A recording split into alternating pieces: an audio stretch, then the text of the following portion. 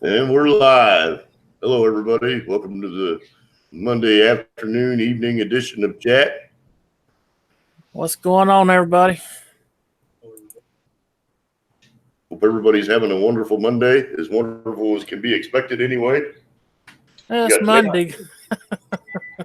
Got Nate set up getting ready to do some video editing, which ought to be pretty awesome. And Jay's here. Yep, being lazy. You ain't being lazy. You're just being creative. Not yet. Creative's going to be tonight when I pull that push mower out from under the back room and start working on it, see if I can do a cold start after about, I think it's been sitting under that back room for going on 10 years now. So you got to film that. Will it start? Name of the video. That's what it's probably going to be because seriously, I'm gonna record it and I'll set it up. I got to have something different to do for a little bit. I've been driving myself crazy.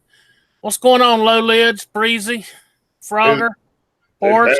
Put an invite in for you. If you want to come join us, you can. Hey, Breezy. Hey, Frogger. Hey, Horse. Hey, Nate. Yes, sir. Your live stream where you all were at the river and then was swimming around, pulling the boat around. Yeah. That looked like too much damn fun. I'll tell you, I'm feeling it today.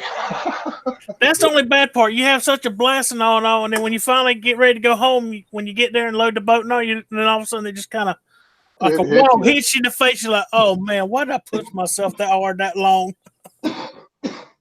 I should have known better. We was out there for like 8 hours. Oh man, I bet you y'all were sore and still sore from all that. Yep. But you know what? We had a ball as a family. And it was That's awesome. right. Heck yeah, that's the only way to go too. We spent the whole day together with no cell phone. Well, besides the one in the boat. Yeah. Nobody was staring at their cell phones, and everybody, we were together the whole time. Do any good fishing? We did some fishing. I don't know if it was any good. We caught a couple catfish and not a stingray, but like a skate. Yeah, I know what you're talking about. Yeah, we caught a little skate. I got it on video. I filmed like the first 2 catfish, and then I stopped after that. Gotcha. Catfish to me are just trash fish, you know. I love catfishing though. Hey, Peeper. Now, if they were freshwater catfish, you know, they'd be getting eaten. Yeah. Those are the ones out of brackish water that y'all were catching, wasn't it? Yeah. Channel cat. They're not channel cats. I don't know what they're technically called, but we got two different kinds. We got sail cats and whatever those kind are. Yeah. Some people eat them, but not me.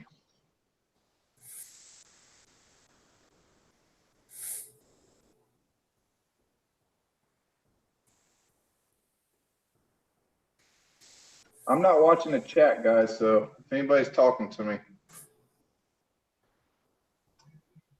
I'm sorry. What size mud motor was that's in that video? Is that 420 still? Yeah, 420 with stage 1 mods. Yeah. That thing looks like it'll get up and go pretty quick. Yeah, it's nasty. He's still trying to get the props right and stuff. It's a work in progress.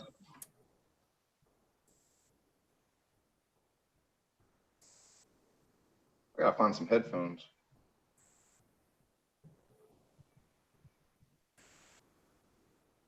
Is Stacy gonna be here today? I hope so. I was talking to him on the phone for a good long bit, and we were talking about maybe doing a stream tonight, and we tried to get back a hold of him, and no luck. So I just figured I'd pop it off, you know, try to create some more view time for him. Absolutely. Hey, Muddy. Thanks for asking. Hey, Muddy. How you doing, buddy? So there's Hey, two. Toolbox. What you say, toolbox? I kind of figure just a Monday random live stream might be kind of fun for everybody. Weekends are seemingly getting pretty busy for everybody, so thought maybe we would try Monday evening and see if we could get a few of the people from across the pond on, but I think it's getting a little bit late now at this point. Yeah. Right. So good to see everybody come in. Really appreciate the support from the community. It's been unreal how many people in our community have banded together and supported each other, and these videos and live streams and all this stuff really takes a lot of effort to keep up with. But I just want to say thank you from everybody in the community to everybody in the community for sticking together and making this thing what it is. I mean, it's unreal. I don't think there's another community like it. Yeah, we do what we can, Craig. We do what we can. I'll tell you what, there is a bunch of good people in this community. That is for sure. And it's been a lot of fun. I mean, I think we've enjoyed the ride since January. It's been 5 solid months of good content and good growth. So, hey, Itchy, how you doing, brother? How's it going, Itchy?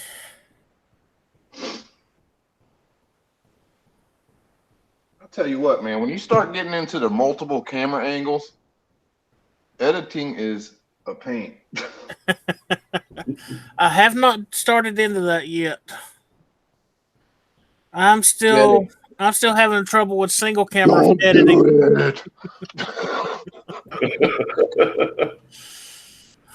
Jay, I think you've started kind of a movement, and I kind of like it.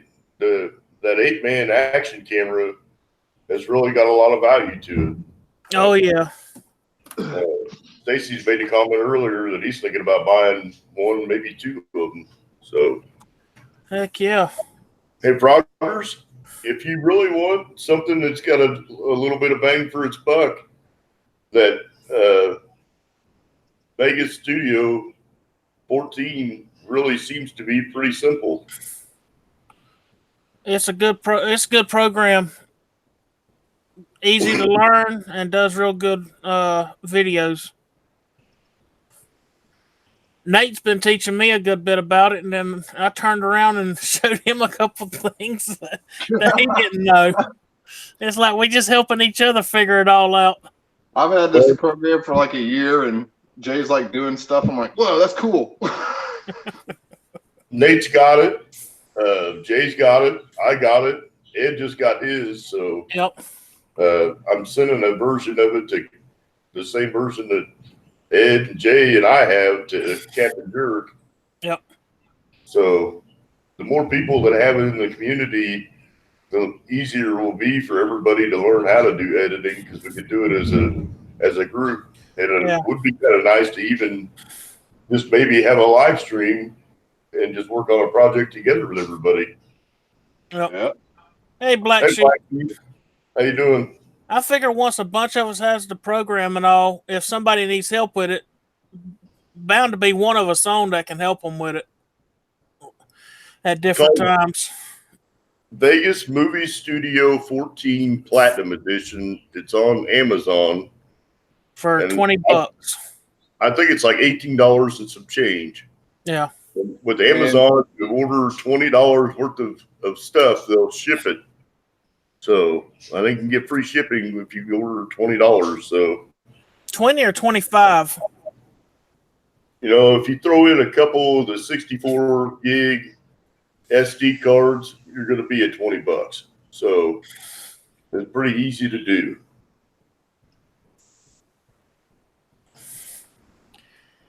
Yeah, Black, just taking it easy today. I ain't getting into too much anything till later tonight when it cools off. It was 94 degrees here today, I think it was. And it's supposed to be, by the end of the week, it's supposed to be like 97, 98 degrees. I think somebody said it's supposed to be like 99 degrees by Saturday. That's why a lot of my time I'm going to be in the house during the day, and at nights when I'll go outside to work on stuff. It's cold, windy, and raining here again. I don't know if y'all can hear the lightning in the background or not, but I think I just heard that. Yeah, I did too.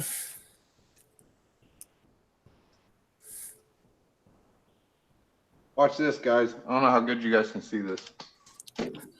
Oh, I can see it good. Watch when we go through this little mud spot. I slowed it down. It'll be right after this. Y'all are getting a little sneak peek. This was actually last weekend when we went fishing in the mud boat. That little spot we just run over right there. Check this out. I know it's not going to look as good on that view, but it's going to look sick. That thing just mulches right through it, man. Like it ain't nothing. It's so cool to watch. I've seen them mud motors like that push them through where there wasn't no water. It's just slick mud. Yep.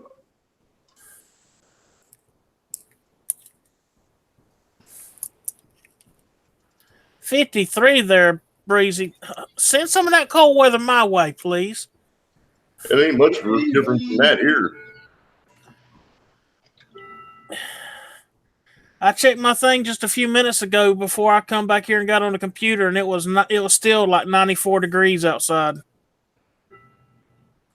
I let my dogs out, and they usually like to stay out for a good long while. Shoot, not 5 minutes after I let them out, they were at the front door tapping, "Let me in, it's too hot."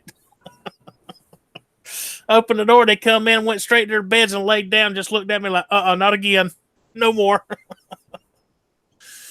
I took mine out in the woods yesterday, because I felt bad I didn't take her in the river. And we went out and picked up a hog trap. And that dog, by the time we was leaving, she was ready to keel over dead. I was like, "Hey, Puller, so spoiled. Just used to sitting in the AC all day." Chris Sin Vlogs, how's it going? Hey, Puller, you gonna get on the panel with us? I sent him an invite, so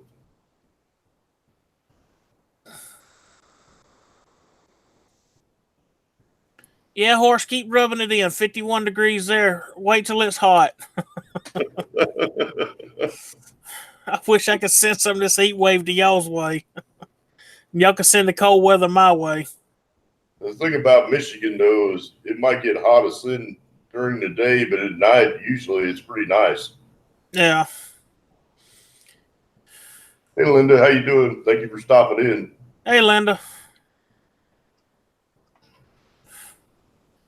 Yeah, I'm probably going to, in a little while, like I said, go out there and see if I can't drag that old push mower out from under the back room and do a video on Will It Start. It's been...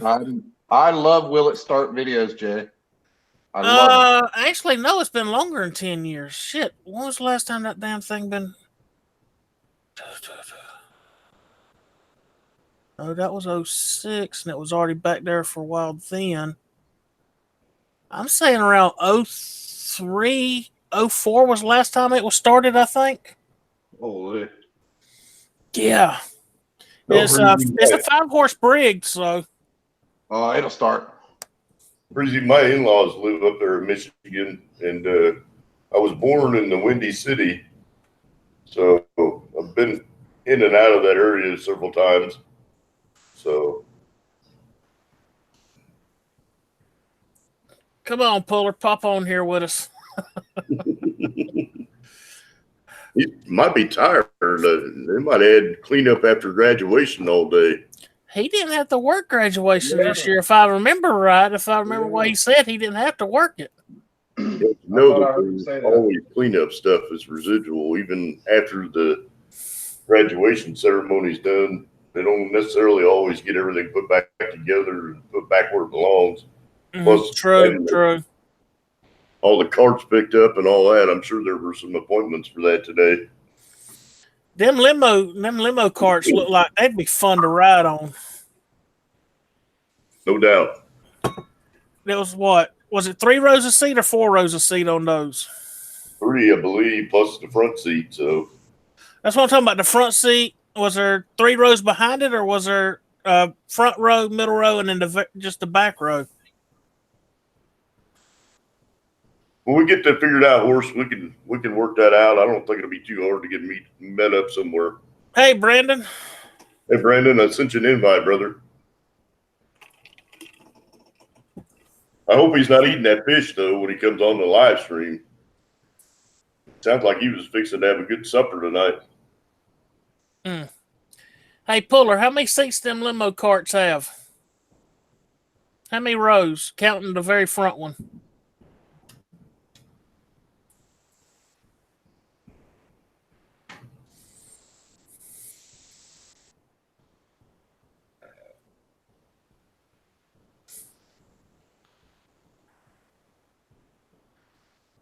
I think it was 3 rows on them.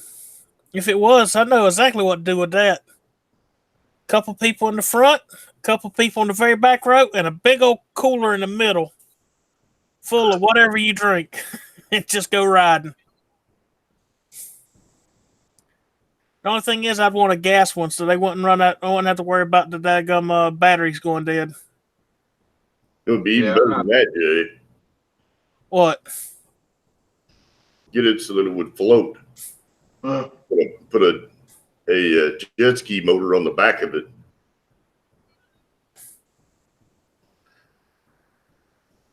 You give me too many ideas. Think about it. Go down there to the river with Nate. Yeah. Ride right out onto the sand bar. Yeah. Get in the water and be rolling right on through the water. Yeah. Big old limo car like that, it'd be fun. All get out. Hey, Brandon. What you say, Brandon? Well, I didn't get my fried fish today. Uh-oh. Mama said she was too tired. Sound like it's a little bit windy there for you today. Very windy. Woo, wind tunnel.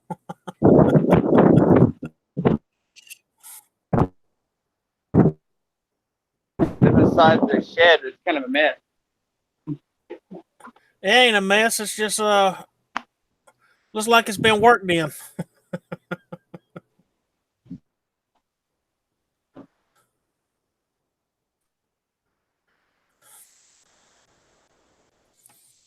A lot of stuff. Yeah.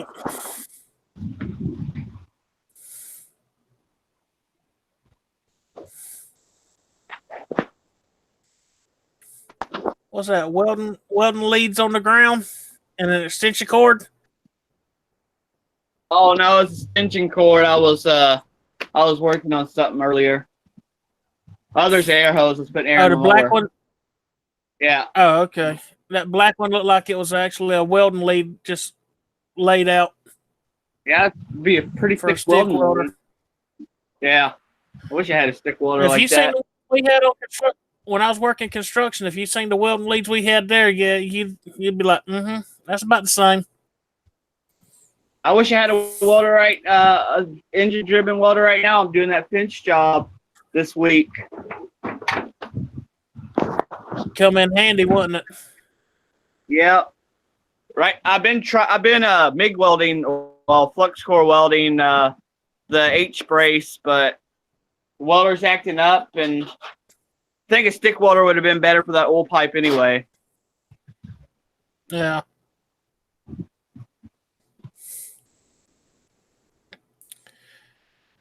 Got a question since we got so many people that works on Briggs and all. The old style Briggs that had the carburetor mounted to the top of the gas tank. Can you convert them over to run off a carb like goes on the Honda clone motors, like the 5.5 horse clone carburetor? Yeah, I think people built manifolds to run different style carburetors. You won't have the air vane governor no more. You won't have the governor no more on it.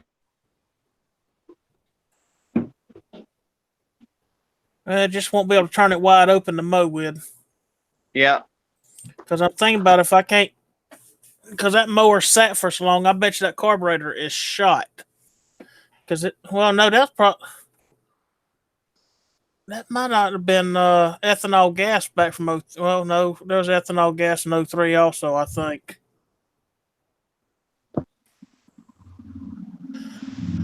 Oh no, that's gonna be an interesting job trying to cold start that thing. Yep. I got a real old engine that someone just gave me. Right here.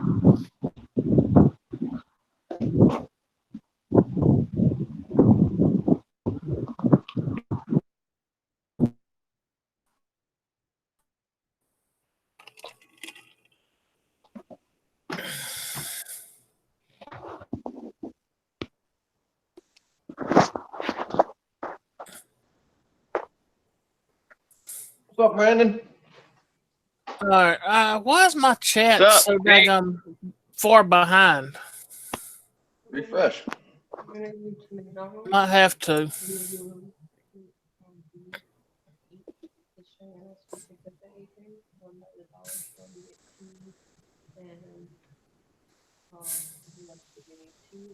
Dadgummit, I'm way far behind.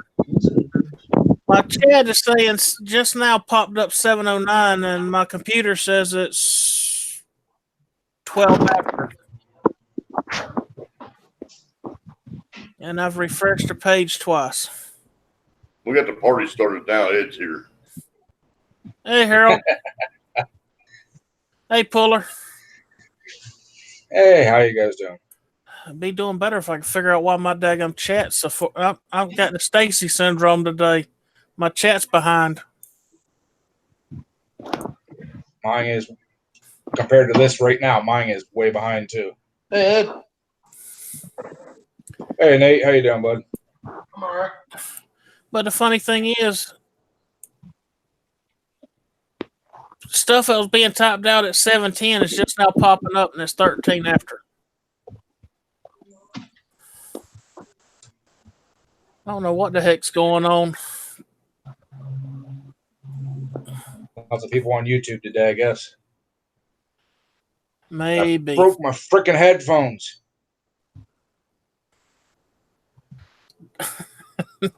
Now you look like you got the arches on top of your head. I'll fix them.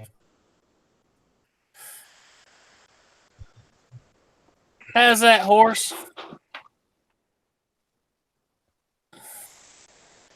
He says he thinks he's figured out a way to make a 5-horse Briggs run good. Replace it with a Kohler? Those are fighting words right there. Harold said your head's too big's the reason they broke, Puller. That's exactly what it is. I think he's a little kid Hey, headphone. Lucky. see if I can get this motor started.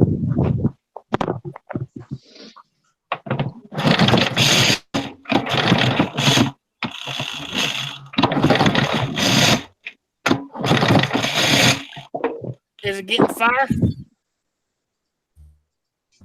I'll have to. No gas in it. Hey, you got to do like Sling Blade. Gotta do it. Gas in it. Yeah. Well, I'm glad he drained the gas out of it.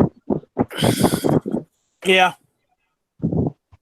I can just imagine how bad that tank is on that one that's been sitting since 03.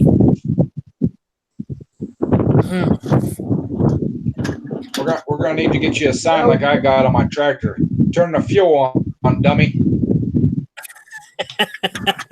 There's a zero turnout back that a guy brought it in because it wouldn't start, and he shut the fuel off and didn't turn it back on. I got one way better than that, fellas. All right, so I used to have this little Yamaha 4-stroke boat motor on my boat, and one day we went to the boat ramp, put the boat in, started the boat up, it's sitting there running, and I'm doing something in the back, and it just shut off. I'm like, what the frick? So I'm sitting there pulling, wouldn't start back up, right? Well, I said, I'm going to that island today. So I throw the trolling motor in the water, and we troll all the way across with my trolling motor. So we get over there, and I'm looking at it, and like, man, I don't know what the frick is wrong here. And come to find out, when I was messing around in the bottom, I pulled the safety switch out. I threw that safety switch back in there, and first pull it fired right up. I was like, are you kidding me?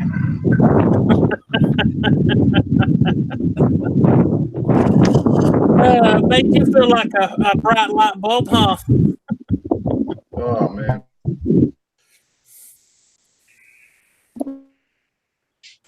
I knocked a front brake job out on a 2014 Chevy Silverado this afternoon after work in less than 45 minutes. Dadgum. That was brake pads, rotors, everything. Just took a bath in gas. I hate these new cans. Light a cigarette. It'll take care of it. Heck yeah, horse. I like the old style gas cans that they don't make no more. Yeah. At least with them, you're actually able to pour gas without spilling it all over yourself. Yeah, I don't get how these new cans could be good for environment when you get gas more on the ground than you do in the mower. Or what about the ones that got the thing on the bottom where you twist it down, it puts gas in, you twist it back up? Them suckers leak everywhere. I haven't tried any of those yet. I've actually got a really nice safety can. It's got a big thing on top, and it's got a little yellow push button on the back. You can put that thing down in your opening, push that button, and it just starts shooting fuel out. Huh. All right.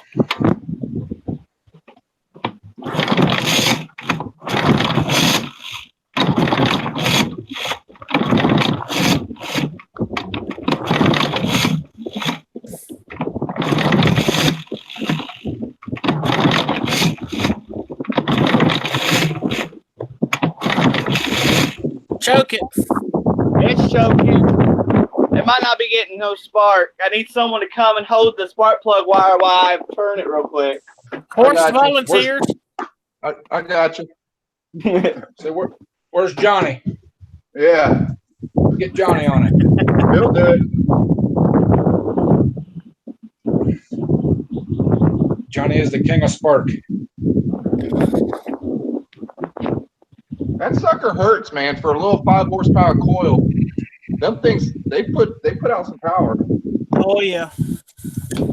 Hey Nate, now that Johnny's hands off full of metal, how good of a conduit is he going to be for that? Much better.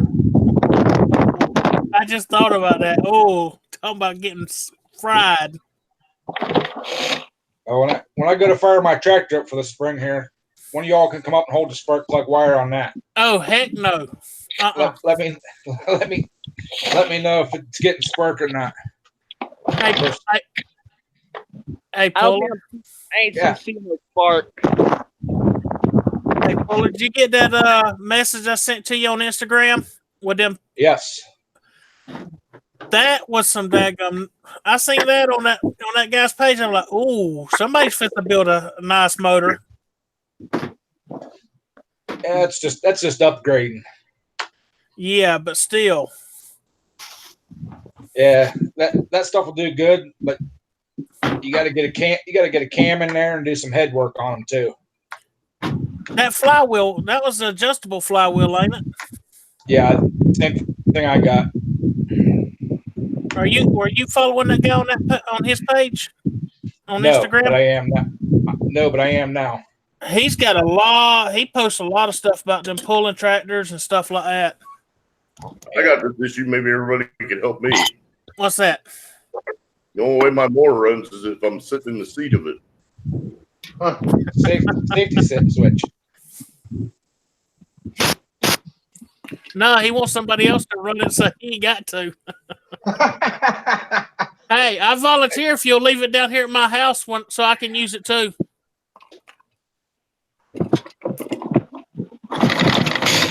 Hey, Greg, Kathy was running it just fine.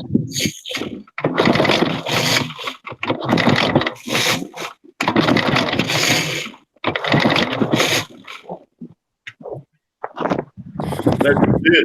She can get on it, start it, and drive it, but it only cuts grass when I'm on it. I don't know. Of course, she might be like one of the guys we used to have working here. He was so light when he hit bumps on it, it would cut on and off. Wow. I had to disconnect the safety switch on the seat on the one he all the time. Well, that's a problem I would not have.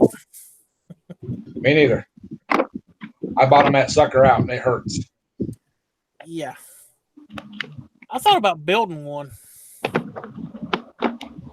They never make them thing for a big man to sit on. They always make it for a small person. I'm gonna have to do a bunch of modifications on one for me. I was thinking to see if I could get one of them small homeowner ones, those like 42-inch things or whatever they are, 48-inch ones, and getting with Sam, see if he can help me make it remote control so I can sit on the patio or sit in the pool and mow the grass. That's an idea. Heck, being out there in the sun and everything, I'll sit in the shade and make that sucker go. The only thing is, you got to make sure you got everything picked up out the yard, or you'll run everything over because you won't be able to tell where stuff's laying down or not. The only thing I should have to worry about is twigs. It'll grind them up and keep going. Yep. Also had thought about getting Sam involved and buying an old zero turn and a Rumba, and see if we can modify it, the Rumba and the zero turn, and just make it mow itself. Just let it keep going till as it bumps into stuff, turn to go another direction.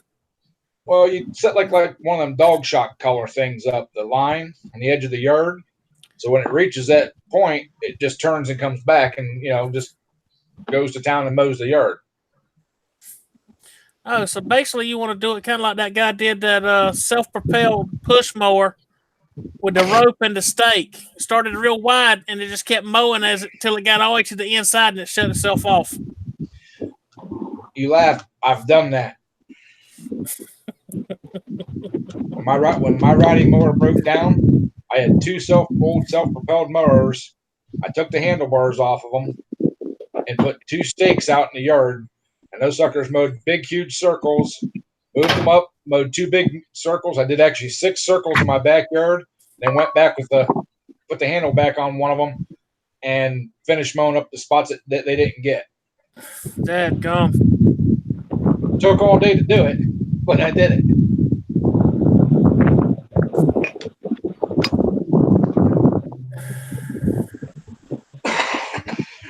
Fixing to clean up the points and all on it there, Brandon? Yeah.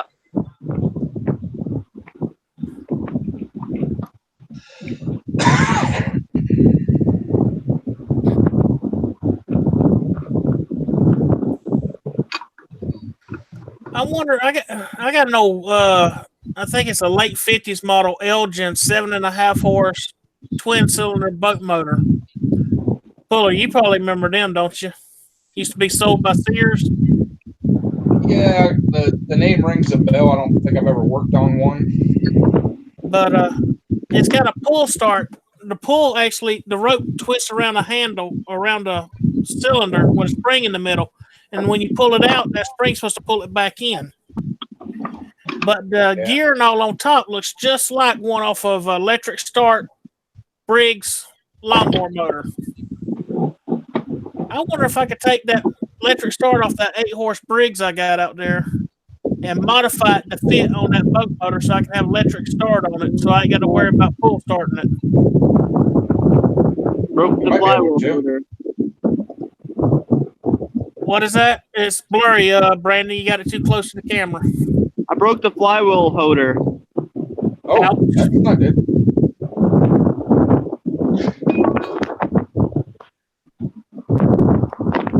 I got another way to do it. Y'all probably won't like it, so I'll turn the camera around. A big pull bar across 2 of the fins on the flywheel. Yep. Yep. I've done it a few times.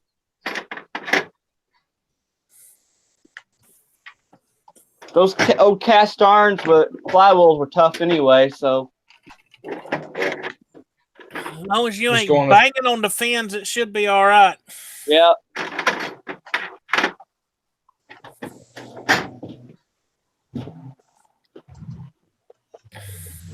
I seen an old boat motor that had a crank start on the top, but you crank the spring up, and then when you flip the thing over, it would release the spring and spin the motor. Huh.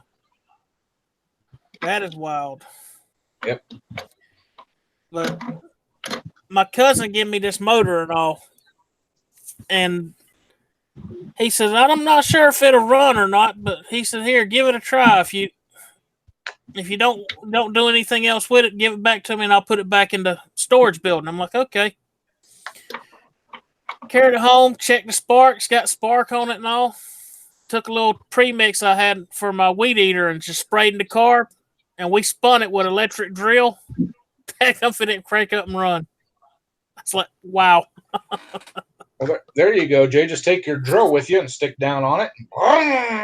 The only thing is, the drill spins it so fast, and when it catches and you try to pull the drill up off of it, it spins the nut off the flywheel. Oh, Hey, that's not good. did y'all see Rather Be Weldon's what he was doing with that drill and that tire? I knew that was going to go bad. I was like, how's he going to get it off once he wants to stop? I thought that was hilarious. I missed that. I don't have to go back and watch that. It's all the way at the end. He's trying to Of see his if the latest video? Yeah. He's trying to see if the tire was balanced, and he was using his drill. And once that sucker got going, boy, he let off of that drill, and it went. Hey, Jay, there's a simple solution to that, too. Put a spring inside your socket. You have to actually compress the spring to get it on the nut. Yeah. And But then when you pull it off, though, for some reason, it still spun the daggum nut off. So I'm thinking if I can get that nut set where it needs to be, drill a little hole through it and put a cotter pin, let it ride. Hey, Ed. Yeah. Did you hear the bad news? No. Yeah, the golf cart motor is blowing all the oil out through the main seal behind the flywheel.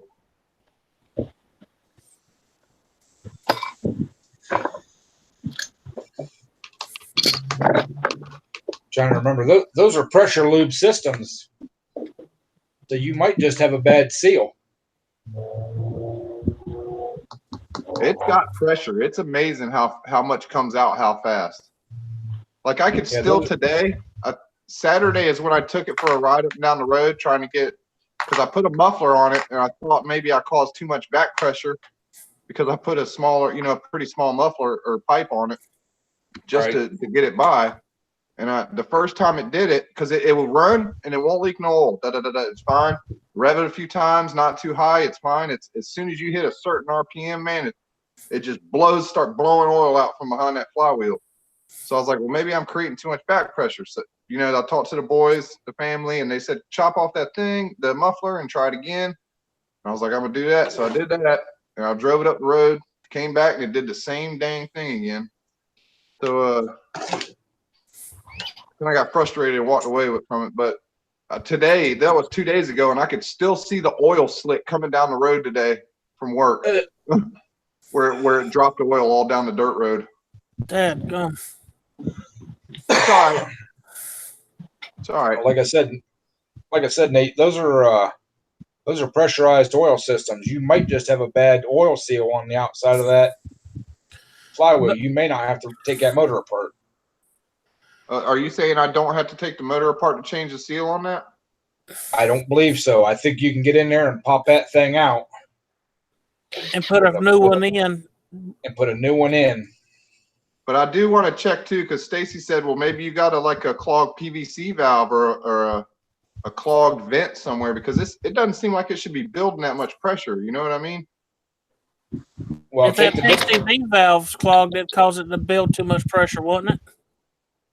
Yeah, but usually you'll push the dipstick up out, because those dipsticks don't stick down in there that tight. No, it's very easy to pull out. Right. Usually you'll push that dipstick up out, and you'll notice it's sitting on top of the tube. Like when you get done driving it, you'll say, well, I must have forgot to put that back down in. And you'll stick it back down in, drive it again, come back, and that thing's sitting up again.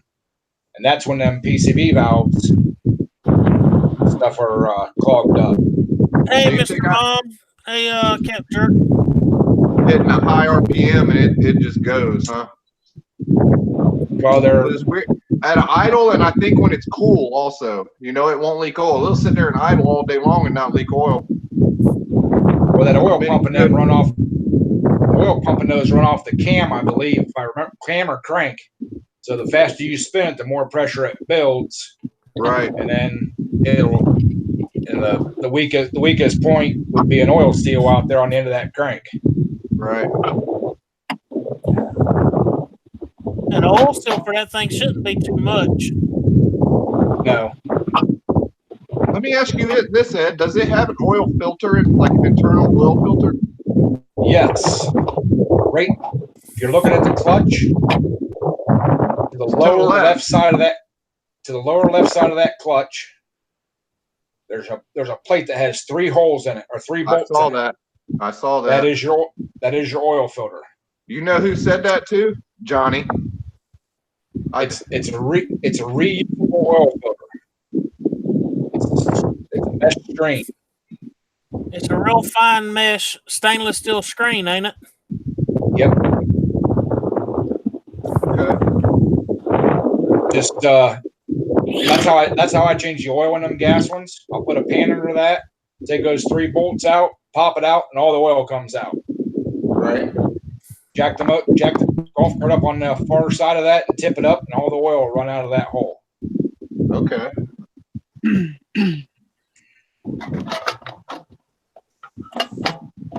Or most of it, you know. Yeah. Because I changed the oil, but I only did it from the plug, and I didn't think that actually did. I heard Johnny said there's probably an oil filter in there. I'm like, shut up, Johnny. Yeah, it's actually mounted to that plate, and the plate will only go on one way. It looks like it's a perfect triangle. It's not. So you'll have to rotate it until you get it lined back up. Okay. Or the easiest way to do it is look on it and just put you a mark at the very top with a paint marker or something. So when you take it off, you put it back up there. What mark ain't up top? Move the mark back up top, and it'll line back up easy. Yep. It should take a 10mm socket to get them off. Yeah, just about everything on there's 10s. That's what I like about it. Yep. As long as you can keep up with a 10mm socket and the gremlins don't take them. Yep. Y'all seen that shirt that says missing 10mm socket or something like that? I think I saw it on Instagram. T-shirt that is made for a woman that says, "I hid your 10mm socket." You jerk. I still like the one I seen that had a woman standing at a wishing well that says, "Make me something the old guys dream after." And it said poof, and there was a 10mm socket.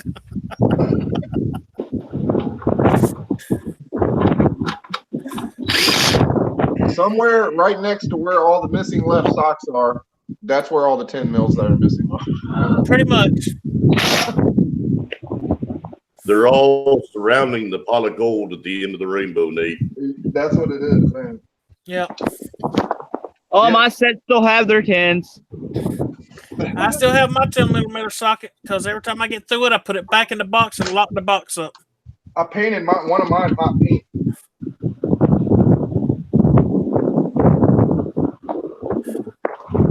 Well, if you got spark now, Brandon? I couldn't get that. For some reason, I can't get that starter clutch off today. I need to order a new starter clutch remover tool. I usually can get them off without them, but this one just... But I'm seeing oil everywhere. I'm thinking this one is a good candidate for a restore video. Total overhaul? Yep. Thought it wouldn't be a bad thing. The gas tank looks brand new inside of it. Dang. 5-horse brakes like that. What weight oil should I run in it? Because I know I'm gonna have to change the oil in that push mower I got back there. Straight 30 weights. Non-divergent. That's all I run in mine. I think I got some of that out there. That's all I run in most equipment is straight 30 weight. Up north, though, you would run a little bit. You would have to do a different grade, but in the south, straight 30 weight's all you need all year round. Yeah. Yeah. Where you're at, Jay, you'd be safe with the 30 weight. Yeah, because it never gets cold enough to worry about it. I rode. One body didn't start. It has no wool in it. So I'm glad it didn't start. Probably should have checked that. Yeah, that wouldn't have been too good. He probably drained it because he hauled it in his car, just like the gas. That's a good possibility.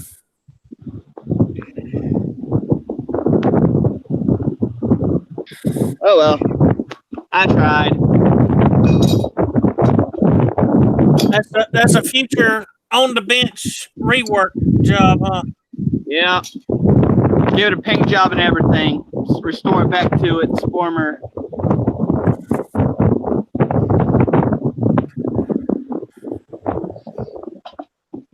Maybe get a new pancake thing because muffler because this one has been bent up and beat and.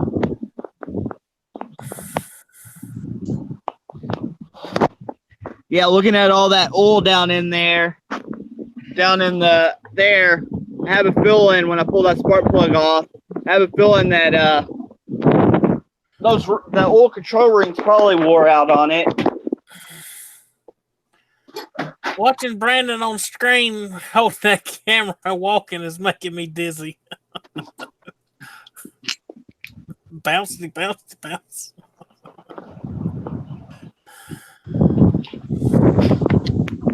Probably because I'm constantly on the move. Yeah. Hey, Nate. Yeah. When you were trying to crank that motor the other day, that gave me an idea. What about it? When you were trying to crank that 5-horse, when you clamp it down, it gave me an idea. Trying. Just a little bit of oil. Yeah. Build a plate that's got multiple bolt holes on it that's threaded for bolting up 5-horse rigs, Predator 212s, that big 18-horse you got, whatever, have multiple setups on it. And have it where you can pull a pin and turn it and position it however you want it, but then have a bottom plate that actually clamps to your workbench. Right. So you can set the motor, put 2 bolts in it to hold it so you can crank it, do it all by yourself without having to have somebody hold the motor for you. And then you can just pull a pin and rotate it. If you have the motor sitting in a bad position, you can turn it, set it in another position, drop the pin back in place, crank it up however you need it. Yeah. I'm too lazy.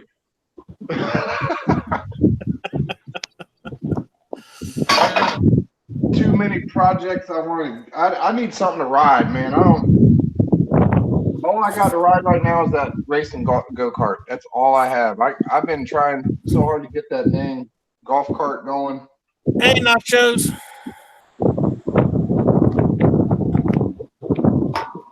I was heartbroken the other day when that thing started spewing that oil out, man.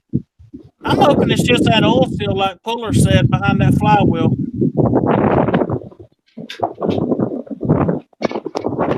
If that motor sat for very long, that seal could have got dry. And when you started riding it and all, because you wasn't putting it under a lot of pressure, it wasn't blowing by. But when you give it full throttle and all, it, like he said, it built up too much pressure. When you're blowing past that seal. That sucker will burn the tires down, though. Oh, heck yeah. In dirt. Is that a Robbins twin-cylinder motor? Yep. Them things are beastly. I really want that motor to work, but I'm already eyeballing that 18 horse, bro. I'm not even gonna lie to you. Hey, you need some more rims for that? Nope. I'm just saying, if you need some more rims, let me know. I can go pick some up and bring them to you. I think I got like 2 more sets still. I actually gave 2 to Trevor the other day. Okay, gotcha. Well, I got a set of black rims with a set of Lodestar 205 65 10s. The tread looks like just about brand new tread on it. I got 2 of them on black rims. Then I got a couple skinnier rims with knobby tires on it that look brand spanking new also. It cost me a dime. They told me, "Hey, get what you want." So I grabbed up what I wanted, and I said, "I'm not going to get greedy. I'm going to go grab a couple sets of tires." They said, "You can get all you want unless we have to have hauled off later." I'm like, "I'll be back."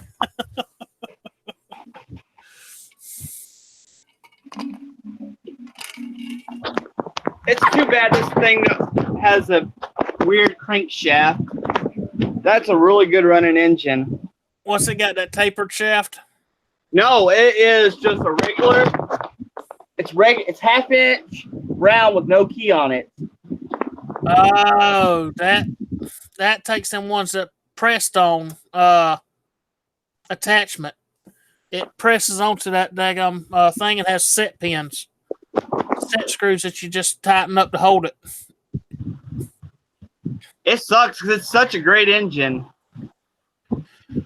The only thing I can think of is if you go back or if you can get it carried to like a machine shop or whatever and just have them mill out a keyway in it. But where would I find a half-inch clutch? They make them. Really? You might actually have to put a half-inch V-belt pulley or something on there. It's got the half-inch center with a keyway in it. Put that on there and run it back, and use like the old lawnmower style clutch where you mash it to engage it or disengage it. I'll have to give that a try. That came with that one mini bike.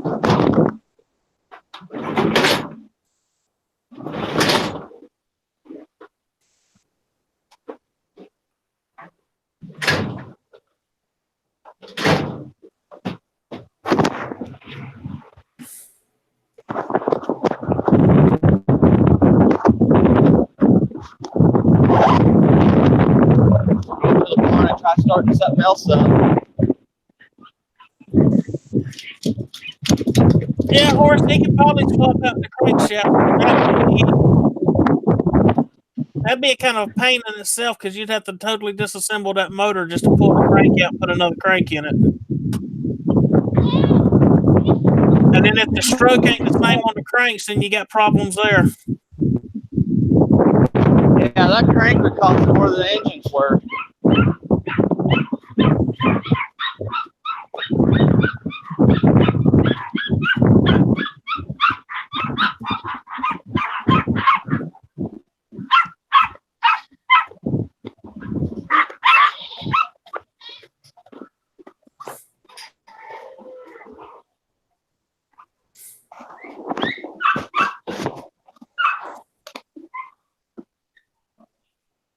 Sue's like, what the?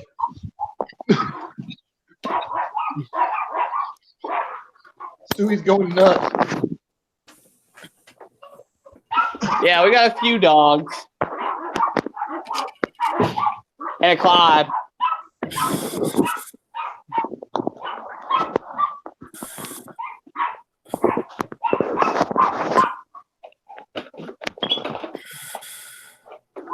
Oh, turn it over.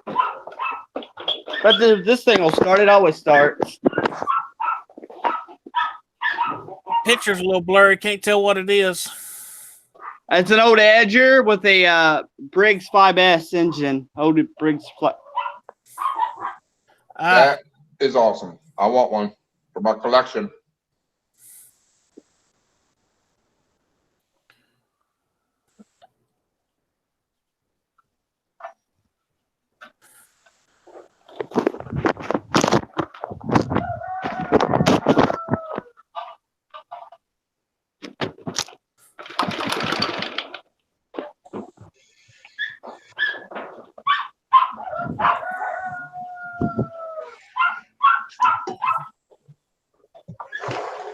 Brandon's got one of them new rooster dogs. You hear it?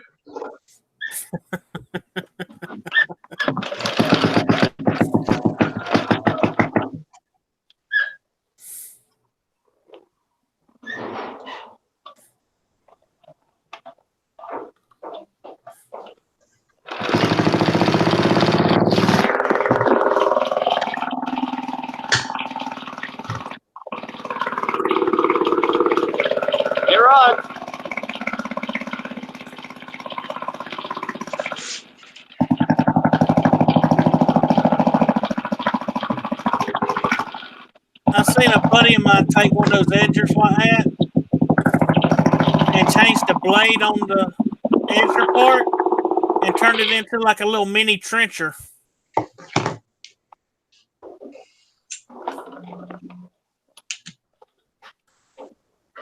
Well, they make bed edgers like that to have a wedge shaped blade that goes on them.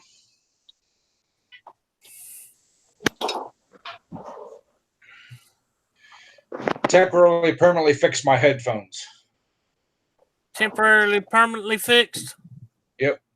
Super glue? No. Epoxy? Nope. I drink Maxwell House coffee. It has the plastic lid that snaps down on. Yeah. I took one of those and cut the edge of that lip off that snaps down on. Yeah. And it's just as wide as my headphone, and grab the roll electrical tape. Put it on there and then wrap. Yep.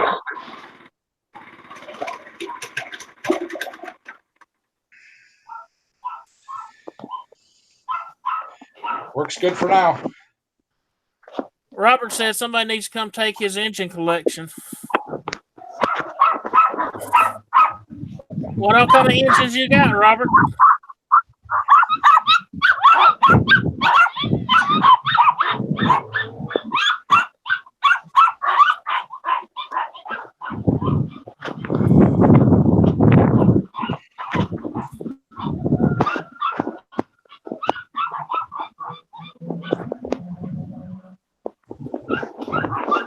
Oh, man.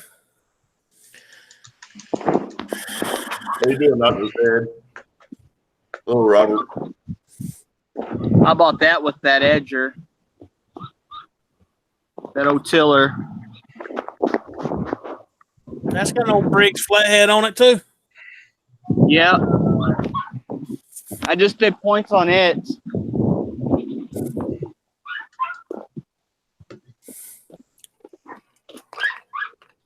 You guys want to see Mrs. Cart's new do? Yeah. Hush. Yeah. Get off the phone for 5 seconds. She's got bangs now. Cool. Nice. She's pretty. I'm pretty sure she's smarter too. Hey, Nate, I made something the other night that I believe you'd like. Is that? Made a big old pot of deer sausage gravy. Oh, dude, I've been destroying all that meat you brought me, Rod. As hard as times have been lately, that meat, man, that's a big help. I can't wait to hunting season this year and get you up here to go hunting with me. Because if the start of this coming up hunting season starts out like last year, Right? you'll get you a monster. I ain't never killed a buck. I mean, I'll shoot a dove, but I ain't never killed a buck. You ain't never killed a buck? Oh, you get to shoot whatever you want for your first one, but I put you on one of them spots that I got. Last year, I counted in the first 2 weeks 6 different 8 points, 2 10 points, a 9, and 4 7s. Oh, my Lord. In the first 2 weeks. I have definitely paid my dues in tree stands, and I've definitely bought a lot of freaking deer hunting licenses, and I've never taken one. Never seen one. Be right back. Well, it took me I shot growing up. I shot spikes, 4 points, 5 points, small deer and all. It took me until I got in this club to kill any decent ones. And the first one I took off the hunting club was 7 point. It was decent sized. And then the following year, I killed a 10 point and an 8 point out the same stand 2 weeks apart. And then the following year, I killed 2 8s. I sat outside my front yard for all night last year on December 25th, hoping to get a big one. 24th, going on to the 25th. Wait Yeah, for yeah, him to the 20 come over with the red dot showing you where to aim at. he's going down. Them tires look good on there, Tater. That thing sits level now that you got the tires on there like it needs. Yeah, That thing looks cool. I know. That's it'd look a lot cooler if that V twin right there was sitting on it. Now you're thinking like me, Nate. Ed, I'm gonna put a little bit more time into this motor. I'm gonna try to fix that seal, but in the meantime, I might pull the engine off and eyeball some stuff. Yeah. Because if I put that on there, it will be nasty. I'm back, guys. Welcome back. Hey, I had an idea, Nate, and I think I've figured out. I've pretty much worked it out in my head how to do it and do it right. You know that rear end I got from Trevor? Yeah. That where the electric motor and all sat pretty much puts that daggum rear end straight up and down with that gearbox. Right. Take the guts out of that electric motor and just keep the shaft with the bearing on one end and the spline piece coming out the other end where it bolts up to that rear end. Okay. Notch out the casing, it goes over it. Take that V-twin I got with that 40 series converter and have the pivot point of the rear end and all centered up with that where that drive sprocket comes out the back of that converter to go to the motor and all. And have it with the chain run to the up through the housing and all on the sprocket on the inside and back down to that converter at the pivot point. So if the rear end goes up, it's still at the same pivot point. Yeah. If it comes down, it's still at the pivot point, and you don't need much of a daggum tensioner that way. Right. Yeah, like a bike works or a motorcycle. I mean. Yep. And the way I've thought about doing it is doing a 4-link on the back. Ooh. So the rear end goes up and down smooth. That would be and have sick. that drive gear centered up in between the top and bottom joint on that 4-link. Right. Because if it's centered in between the two where that rear end goes up and down, it's going to keep that chain tight. Right. Like it. What you think, Puller? It'll work. It'll work as long as your rear end's going straight up and down. Yep. Any arch to it, and you're either going to slack your chain or over tighten your chain. That's why I was wanting to do the 4-link system, because it'll go straight up and straight down with that 4-link. Right. And to keep it from shifting side to side, all I got to do is put a Watts link on the back of it. Yep. A Watts link is simple to build. It just comes off the back of that chunk with a pivot bar, and the pivot bar going up and down, and have one side running to a frame up on top and one side running to a frame on the bottom. So when the rear end goes up and down, it pivots that center corner and keeps the rear end dead perfect center. Yep.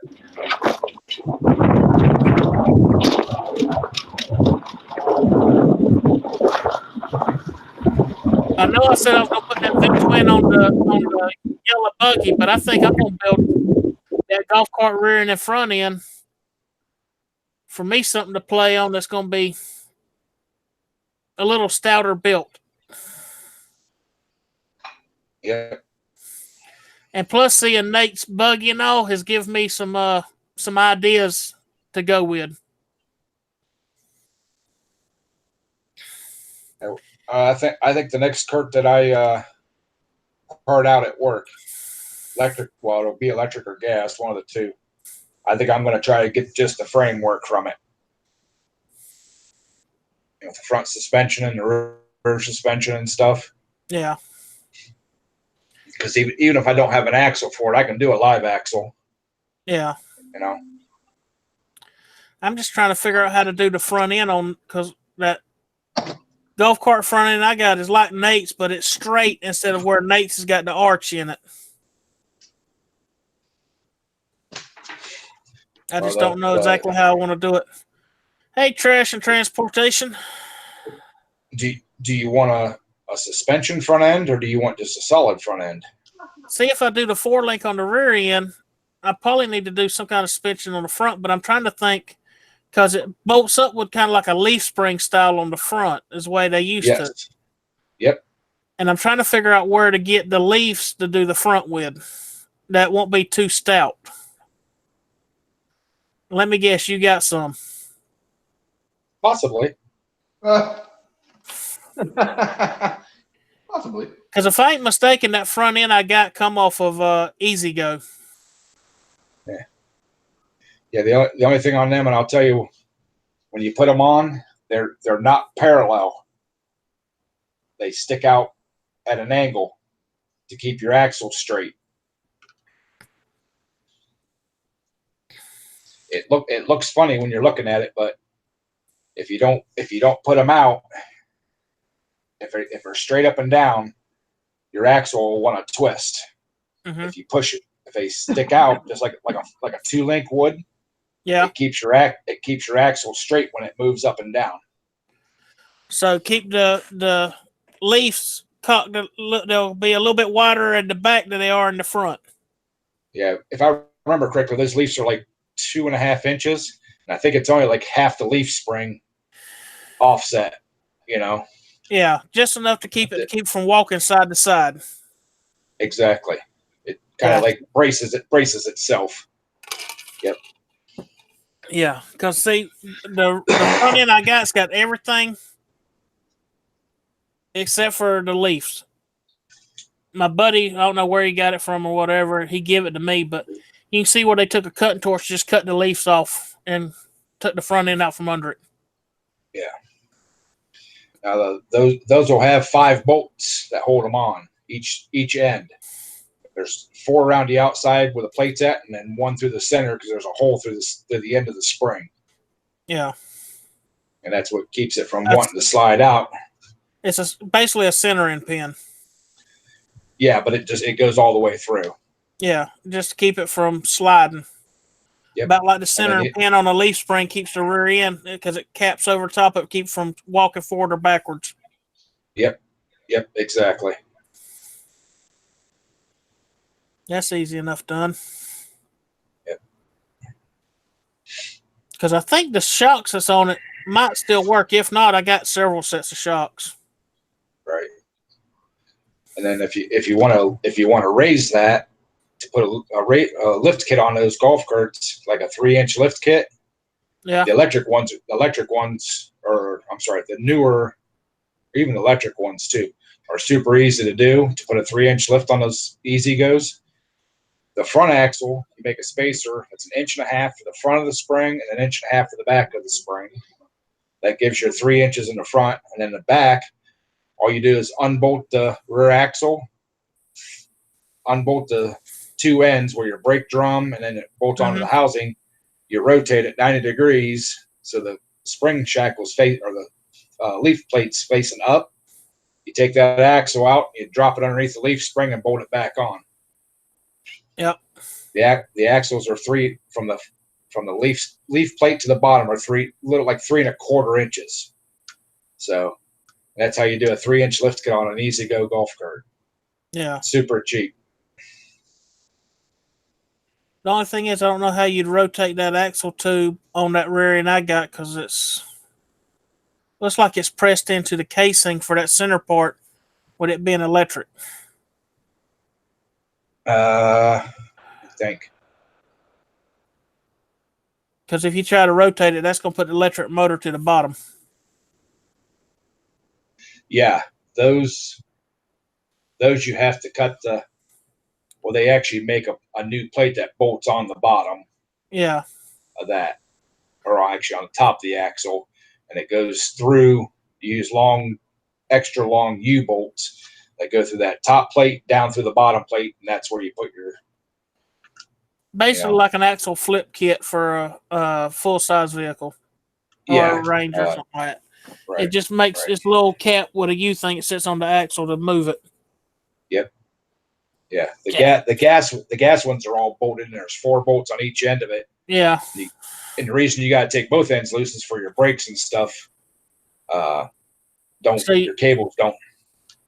But if you just take those 4 bolts out, you can actually rotate that without having to take anything apart, and then put your bolts and stuff back in.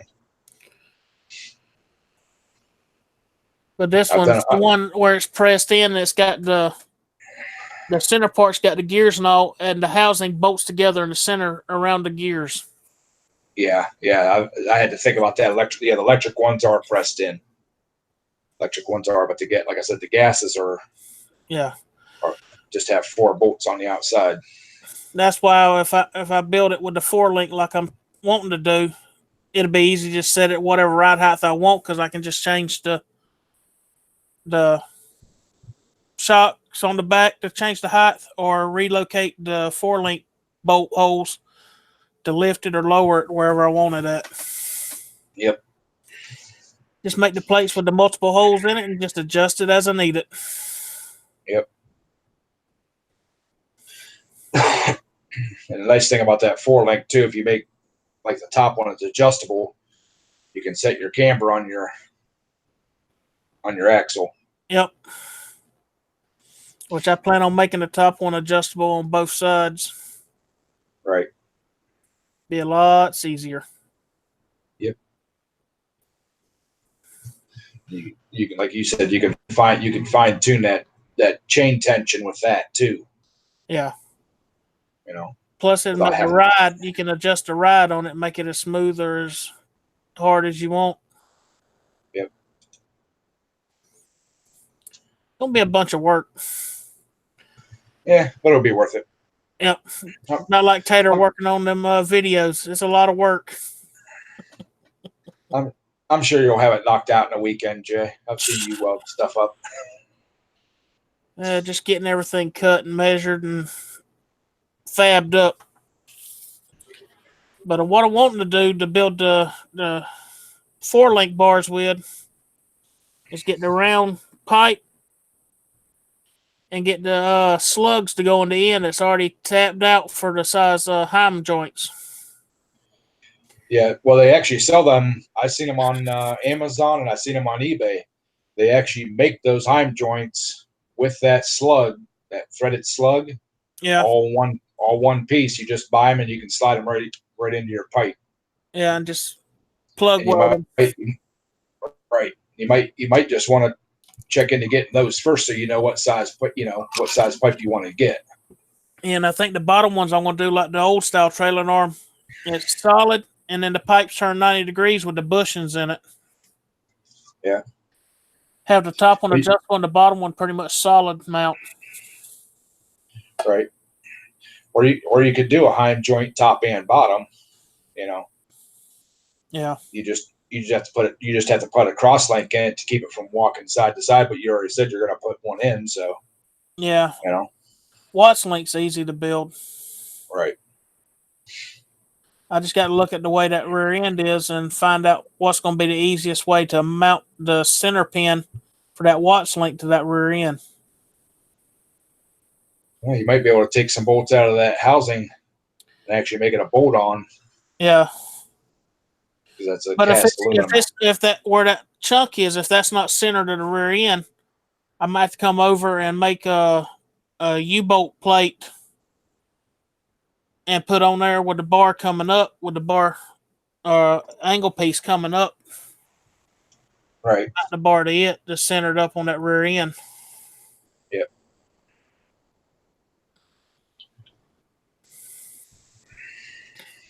Because if I offset that pin, even with making one arm shorter than the other one, that's going to throw off that when it lifts and lowers, it's going to still try to pull to one side, I think. Yeah, it would.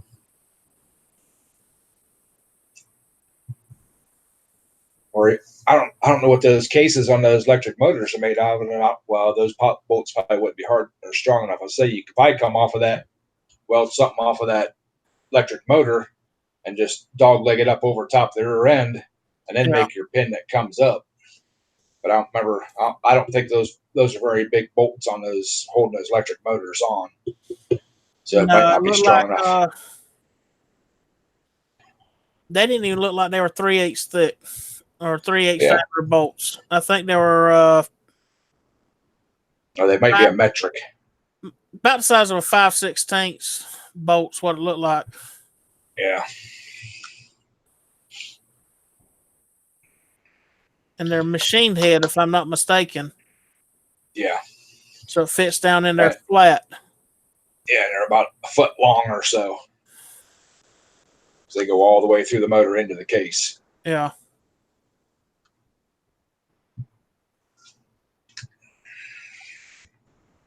You guys catch a picture in the hangouts of my river? Uh-uh.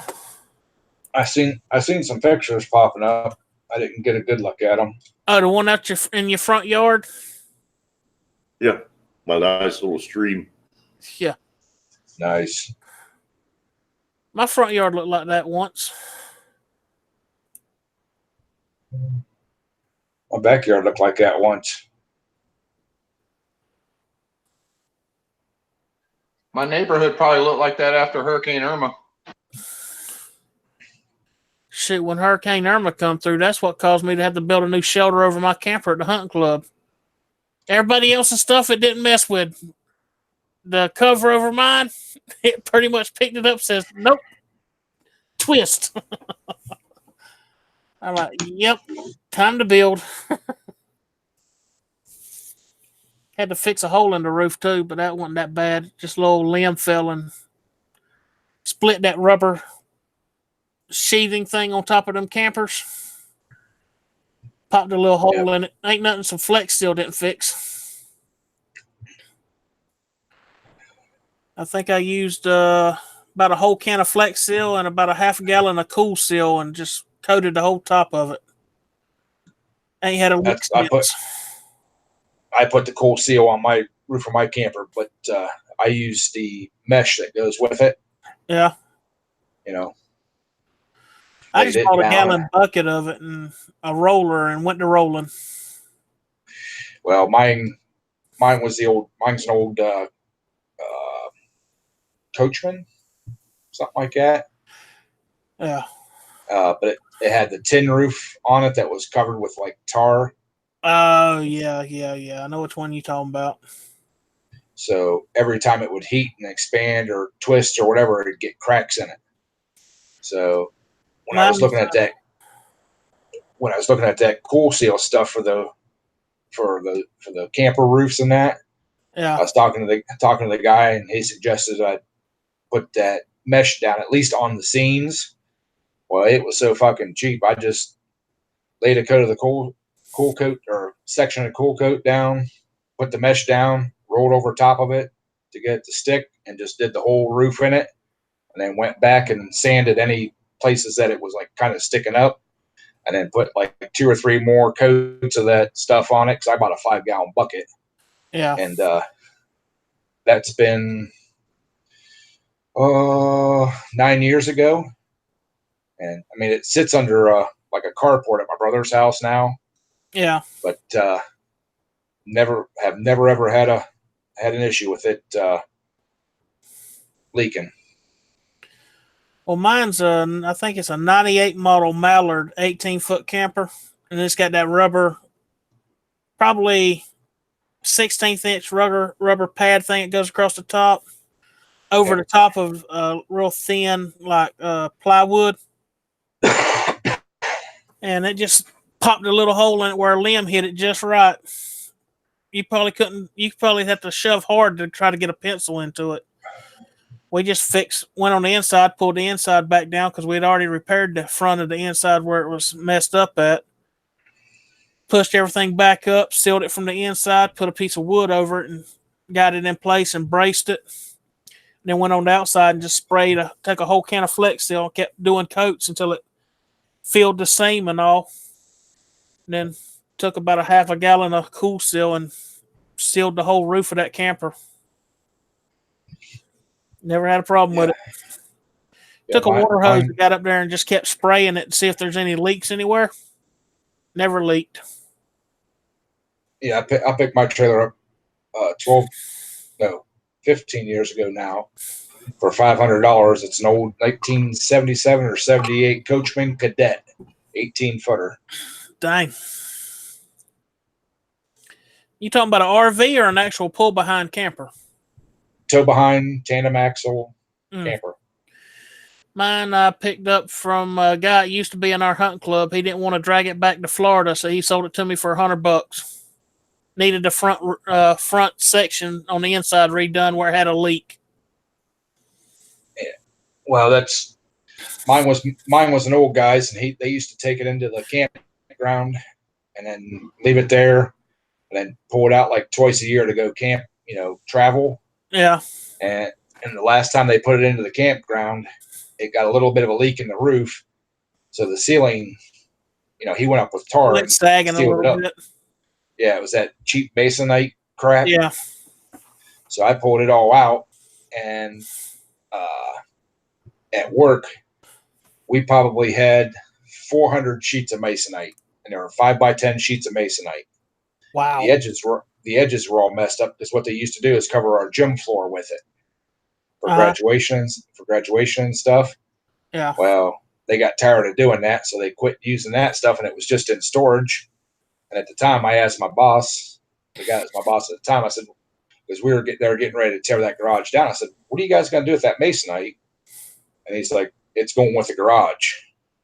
So I grabbed a couple buddies of mine here at work, and I bet you I put 30 sheets of that stuff in the back of a pickup truck. Took it out to my brother's house, redid the inside of my root ceiling of that. He used some stuff of it. He gave a bunch of it away. Like I said, there were 5x10 10-foot sheets. So to How get a thick 4x8 was that sheet, stuff? 3/16, I think, or quarter. No, 3/16. Yeah, 3/16 because it wasn't quite a quarter. Yeah.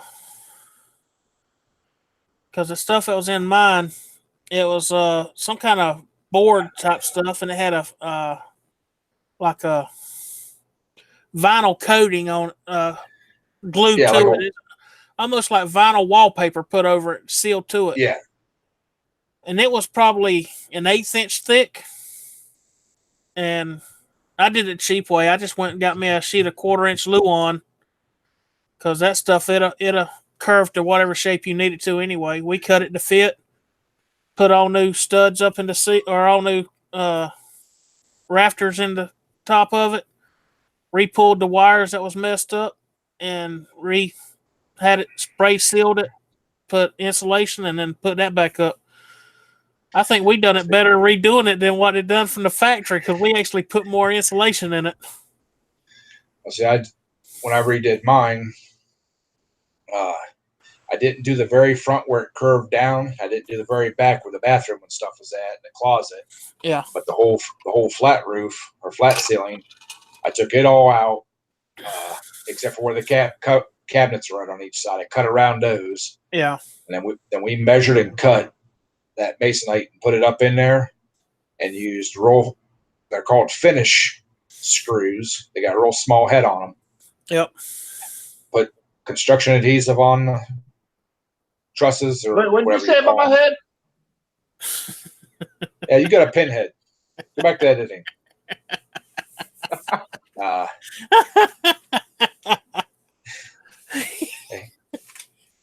Put it all up, and then all the seams. My brother took his table saw and ripped down some like 1/4 inch by 1.5 inch strips of 2x4, or however 3/4, 1 inch and 3/4, I guess is a 2x4. Yeah. Strips, and then we just finish nailed those up in, and then took white paint and painted the ceiling. Heck yeah. I did mine lazy way. I ain't even painted it or nothing. It's still just Luan finish. I said, it's a camper at a hunting club. I don't need to be fancy with it. As long as it keeps water off of my head, and keeps it cool in the summertime and warm in the wintertime, I'm good. Hey, for the last 4 years, the only place my camper went was the county fair. Yeah. For a week, when my nephew was still in 4-H, and They stayed it. My brother and them stayed in it out there.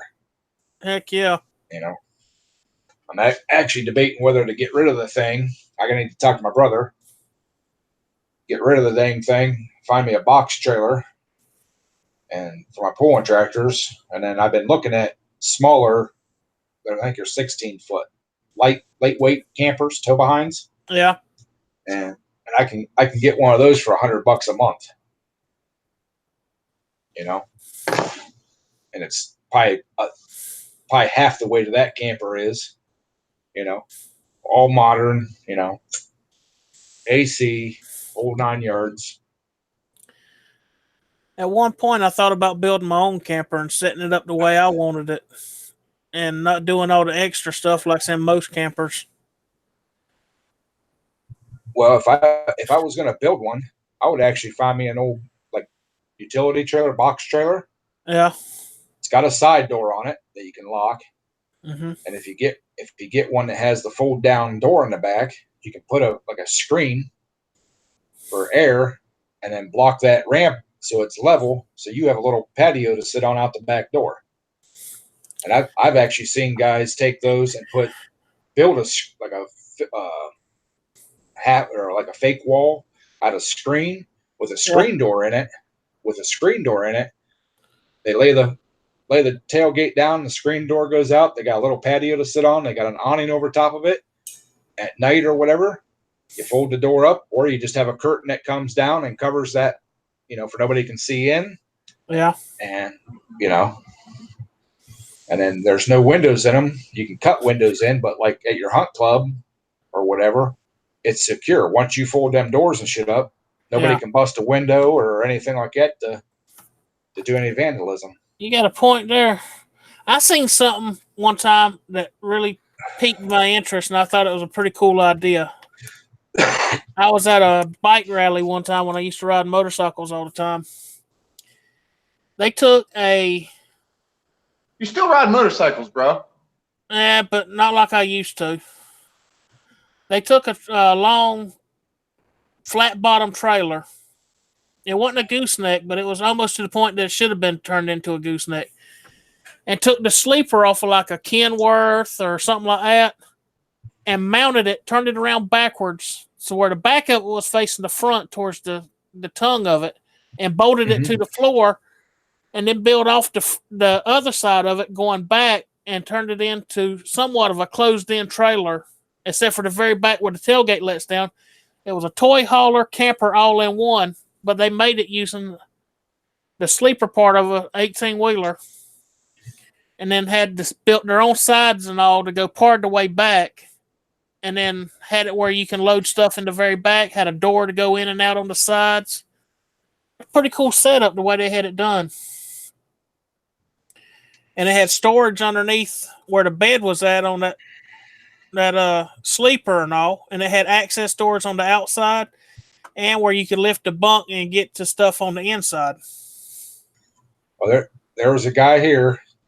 He's moved out of here now, or moved away now. He took, I don't know how long of a gooseneck trailer and mounted a pop-up camper up on the gooseneck. Okay. Whoa. So it wasn't over height, but then they could get 2 rail buggies on the trailer. The Volkswagen motor rail buggies. Yeah. They could pull 2 of those up on that trailer, and when they got to where they're going, they dropped the feet on the trailer to disconnect the truck, put the pop-up camper up, and had a set of steps going up to it, and that was their camper for the weekend. That is a cool idea because you close it up and it ain't going, like you said, it wouldn't be over height, and those pop-up campers don't weigh nothing hardly. No. And it actually set back over the trailer a little bit, but the nose of the rail buggies would go underneath them. Heck yeah. Yep. I thought that was a cool idea. And most of those goosenecks kind of have landing gear on the front of it, like off of a semi-trailer. Yep. So when you set that landing gear down, there's no rocking and rolling or nothing. And those things hold a lot of weight anyway. You won't have to worry about trailer tipping forward. That's for sure. The thing I thought was the neatest or the funniest or whatever you want to call it, when you looked at the trailer, it had the ribs from a dump trailer all the way back. They had tarps that they could tarp over the top of it all the way back the trailer and down the one side. They had a fully enclosed place to sit and whatever. If it was like muddy and rainy, Oh, you had that a is place cool. to get. You had a place to get up and get out of the mud and sit. If it's raining, you had a place to 8 foot wide or whatever they are, the full Yeah. length of the trailer. And like he said, because I talked to him about us, I seen the thing sitting there, and I'm like, man, I got to know what you guys haul on this thing because I've never seen it loaded. Yeah. And he's like, we got 2 rail buggies. We go sand drags and stuff and dirt drags. And he said, we can get 2 of them on here. That's our pop-up camper. And I said, I seen the rib, the ribs going across. Said, oh, so you guys tarp it when you're, he's like, oh no, he goes, that's for when we get there. He said, we got a couple big tarps, comes up from one side across and then down. He said, and if it's raining or anything like that, we can sit underneath of there and hang out, party. We've actually had a fire pit up on there, everything. He said, and if it's real bad, rainy or whatever, he said, we can pull one of the buggies up on if we have to work on it and throw an extra tarp down the side so you're out of the wind and the rain to work on it and then just back it back down off. Heck yeah. Yep. That's a heck of an idea. Well, I think he said he paid like $800 for this trailer because it was wrecked and the tongue of it was twisted. And he was a welder for one of the big trailer companies here. And he said they just cut the frickin' tongue off and rebuilt it. And, the guy was going to scrap it and they gave him the scrap price for it. So he said, it works perfect for us. Heck yeah. He said, because it's him and his buddy that went into and their family that went in together on it because they used to have trailers, which are kind of neat. He had a little RV, like a motorhome, and had he called them T trailers. All it is a piece of like 4-inch I-beam, I think he said, with a T axle across the back with places for the back wheels. He said you get up and you pop the front wheels up over it, and then you just slide the buggy right up that rail. The back wheels sit up in the cradles. You tie the back wheels down, tie the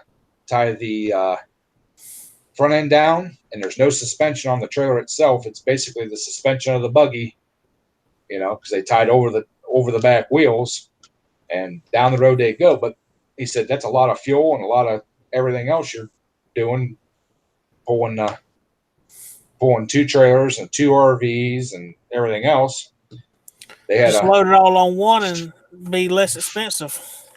Well, they got a C55 Chevy crew cab truck, 2.5 tonner, the big one. Yeah. And that was their tow rig for it. So Heck it was yeah. 4-door. Them and their wives could all get in it. It's the camper actually slept. I think it's supposed to be 6 people, but he said sleeps 4 fine. We go out, we buggy, party, whatever. Hey, Ed. Yeah. What do you think about taking an old car trailer and putting 5 44-inch super swamper boggers on the bottom and using it as a redneck pontoon? Hey, if it works, yeah, let's do it. Bolt the wheels right up to the bottom side of the car trailer, all 5 of them. Yeah. Put a motor on the back side of that car trailer.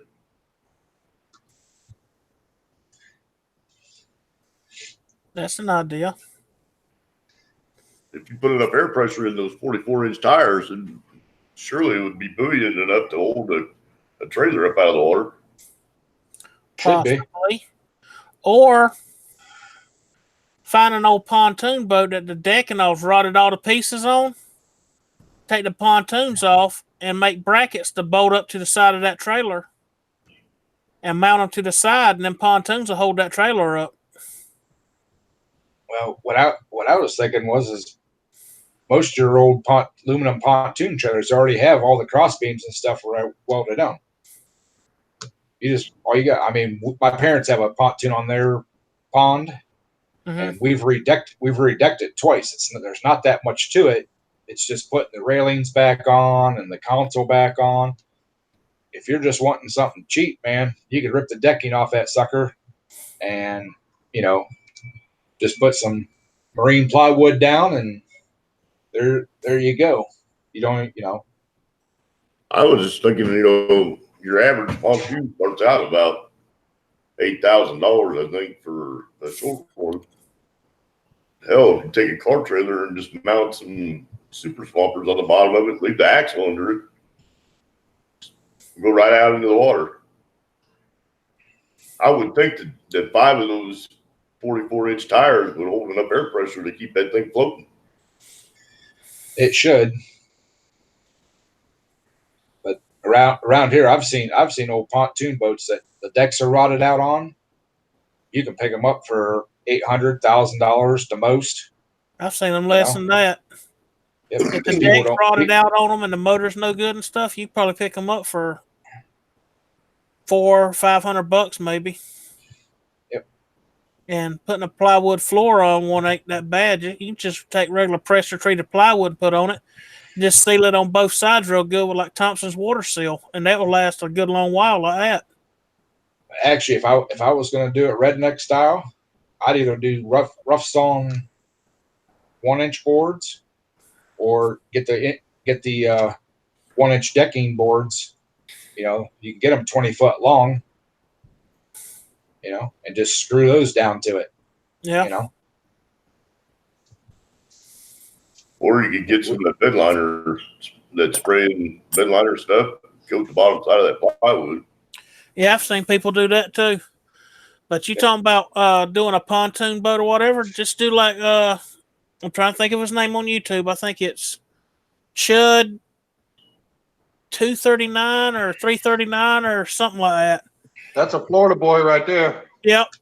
He took 6 plastic 55-gallon drums and lined it up and built a framework around it and all, and mounted a boat motor on the back, and then took another barrel and rolled the ends and all and sealed it to be like the V part on the front of the pontoon. And he's got a pontoon boat made out of drums and just regular wood, like a deck. Him and his whole family go out on it and all. He's got several videos on it, and it works pretty good. At the lake where my parents used to have their cabin years ago, like you're talking, somebody took 6 of those barrels. Yeah. They put them in like a octagon shape. Yeah. And they had electric trolley motor right in the middle. Yeah. And they would just kind of buoy along. It was just like a little novelty thing. Yeah. But the funny thing is there was a slot in it, and they could move that electric trolley motor out to the side and get that thing spinning. It was hilarious, Ooh, I bet you that'll get you drunk real quick. What you say, RPM? Well, the kids would take it out like straight out from their dock and do it.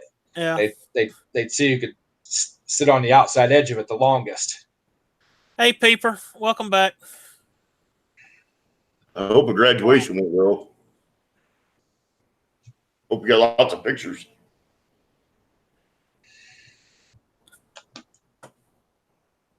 Matt and Tiffany's twins graduated from kindergarten today, I think, or something. Preschool might be. I think it was kindergarten. So, another thing might be kind of fun too is you get one of those gas patio fire things that run on propane, and put one of those on those octagon barrel tables or deals, and then just put some lawn chairs on there with a railing or something, or maybe even just a deck railing with a seat on it to sit around that and float on the lake or whatever with that fire thing right in the middle. be able to barbecue and have a good time out in the middle of the lake, and then you ain't got to worry about people bothering you. Well, the thing about it is, you get out there even in a cool night, and have a little bit of fire right there on top of that. They're normally just like a propane burner that's got glass on the top. There isn't really much of a flame. Yeah. Well, my friends have one of those. You don't roast hot dogs and marshmallows over them. Yeah. Oh heck no, not over no propane. Ugh, nasty. Well, it's like a gas grill, but like if the grease and stuff that drops off the hot dogs and sausages mixes with the dripping from the like marshmallows when they drop, you got to replace your glass. Yeah. They've had it like 3 years now. The first year they had it, the first summer, their kids were still young, and they'd always have fires out in the fire pit. Well, when they got that, they didn't have them no more. So the kids wanted to roast marshmallows and hot dogs one night. So my buddy's like, "Oh yeah, come on, we'll fire up the." He said it worked all fine and well when they first started doing it. Worked great. And then their youngest kid got distracted, I'll say, and his marshmallow dropped. And they're like, "Oh, it's no big deal. We can get that back out." After it cooked on there and cooked on there and cooked on there, he pulled a big chunk out, but there wasn't enough glass to fill it back in. So they had to go buy more glass. He's like, "Yeah, that's the last time we're doing that."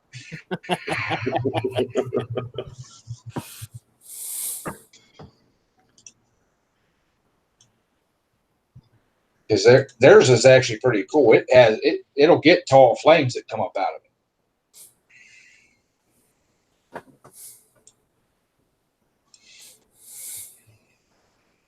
Yeah. Lowlid just posted his radar deal in Hangouts. Bad weather heading his way. Right on his doorstep. Mm. I've had my share of bad weather in the last couple of weeks. I don't want no more. It's a pretty widespread storm, really. The northern part of Texas, all the way up to North Dakota, I think. You can keep that shit over that way.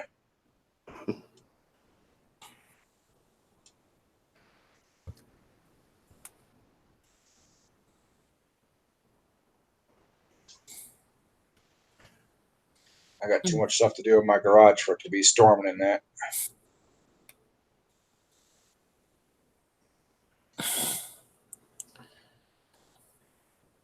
Yeah, I need to start figuring out some new things for me a garage.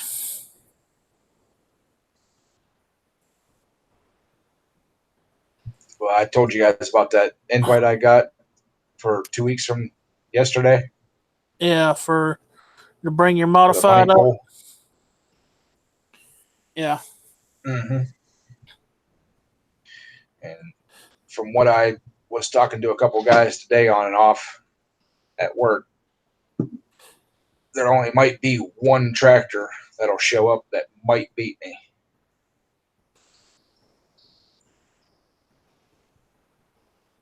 Sound like you need to get on the ball and get your modified finished. Uh-huh. Yeah, that storm stretching from about Dallas all the way up into Davenport, Iowa. And it's pretty much like a red solid wall across Oklahoma. Oklahoma. It's crazy. Crazy for me. So, sorry. One of these skulls that Captain sent me that had a couple deformities on one side. I'm trying to shape them back into submission. Sorry if I'm distant, guys. I've been working hard on that video. We've been watching it. I think I'm about done. Hallelujah. You won't know what to do if you get done. You'll have to make another video.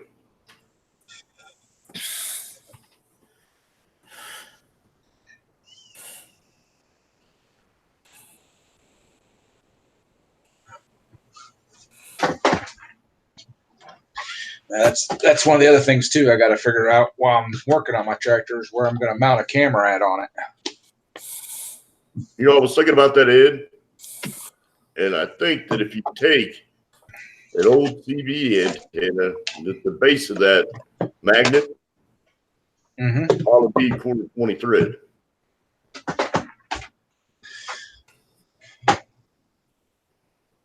Well, see what I'm thinking is on that Cub Cadet, there's 2 holes out in the front of the hood where the hood ornament's supposed to go. Yeah. I don't think they're quite 1/4 inch, but I think I can drill 1 to 1/4 inch opening easy enough and put a short bolt up from the bottom and mount the camera out on the front of the hood facing forward. Well, what I was getting at with the magnet is if you hit something, then the magnet would give away before the camera would break. Right. But what's he gonna hit? He's on an open pulling track. No limbs, no. If he's pulling that trailer through limbs and everything else, that's not pulling. That's hill climbing through the woods. That would be a full pull, I believe. Yeah. Yeah. If that trailer broke or something and he hit the sidewall or something, you know. Yeah. Well, if that happens, that $50 camera or whatever it was is going to be the least of my worries. Yeah, really. I don't give a shit about it. You know, I've had a chain come loose on one of my stock tractors. You know, they do jump, they do take off, but you know, if I get sideways or anything like that, that camera is going to be the last. I mean, it'll make for good footage. Don't get me wrong. That camera will be the last thing I'm worried about.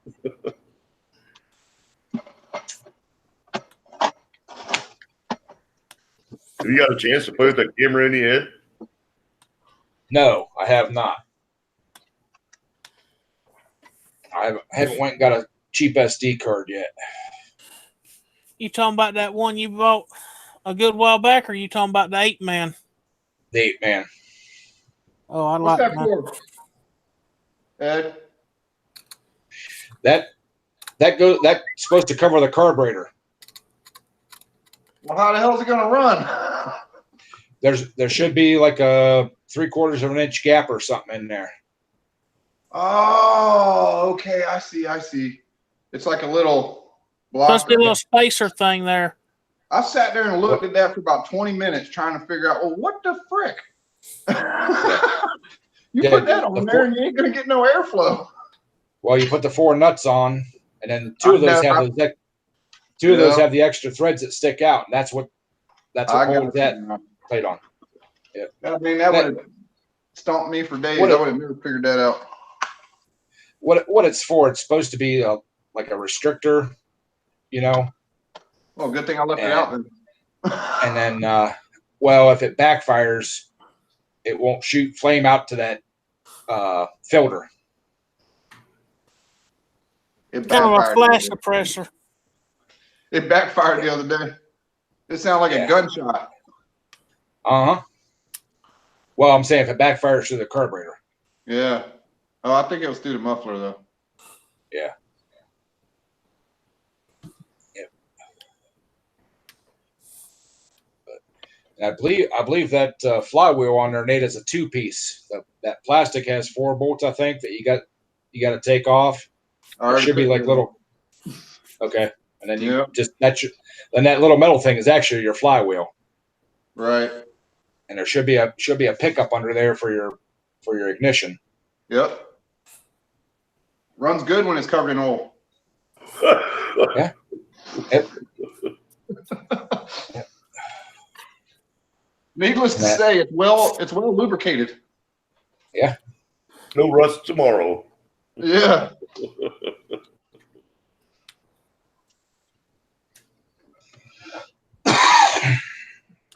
Pooper. Nope, poop. Mm-mm.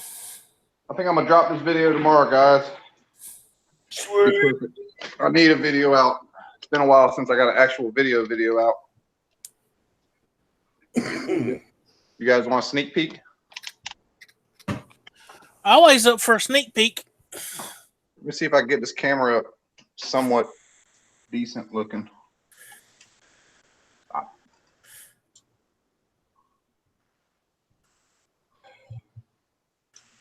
You guys want sound or no sound? That's up to you. It's up to you guys. I don't know how good you're gonna be able to see it, really. Might not need to do sound, so don't take a chance of being in trouble. Oh yeah.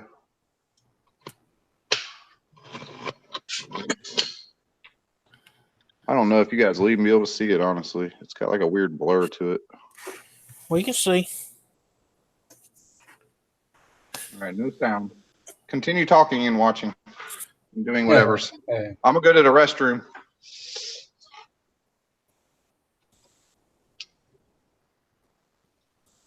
You don't. I mean, you can talk. Don't like. Do your thing.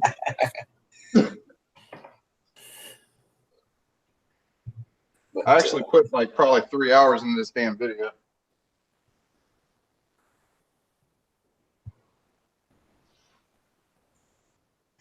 I was thinking on that camera, I got that handlebar mount thing, and my front weight bar actually has a piece of pipe that sticks up that I put the dumbbell weights on. Yeah, I that thought might be a about- good place to put it too. Yeah, but it's really low to the ground, you know. So I don't know how much you'll be able to see. If I you figured had if I a got second it, camera, that would be perfect. what's that? Said if you had a second camera, that'd be perfect. One low, and then have the other one mounted up like on a head mount or whatever. Well, there's actually 2 holes in that hood. And what I was thinking about doing is mounting one facing forward, one facing back at me. That would be cool.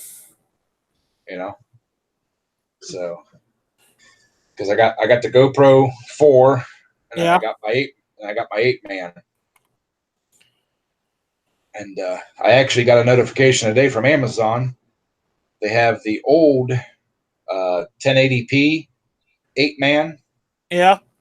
on sale for $30. Really? Yeah, from 8-man, not from another seller. You know, it's not the 4K like we got, but it's the Yeah. 1080p.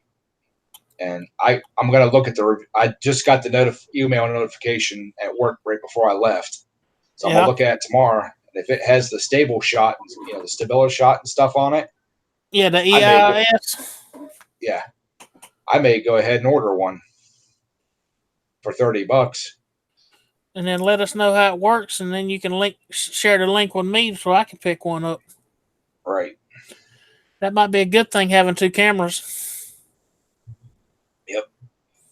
You know, and then I could mount one forward and one backwards. Wouldn't have to have a helmet cam or anything like that.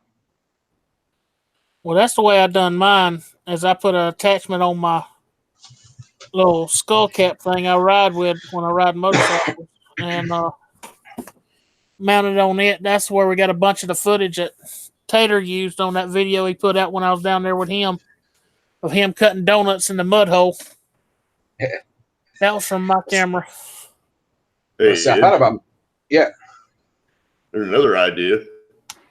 Put one on a magnet mount. You can mount it up on the sled and have it angled down so you can see your whole tractor as you're pulling. I thought about that. I would just have to talk to the guys that run the sled to make sure it'd be okay with them.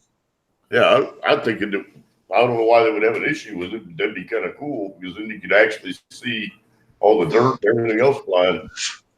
Right.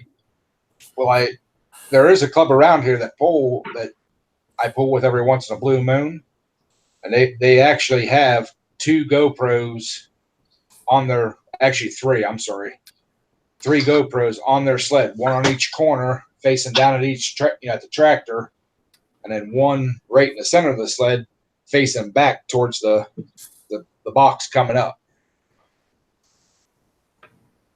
which is which is a pretty cool shot. And sometimes they'll take the center one and actually put it on the box itself.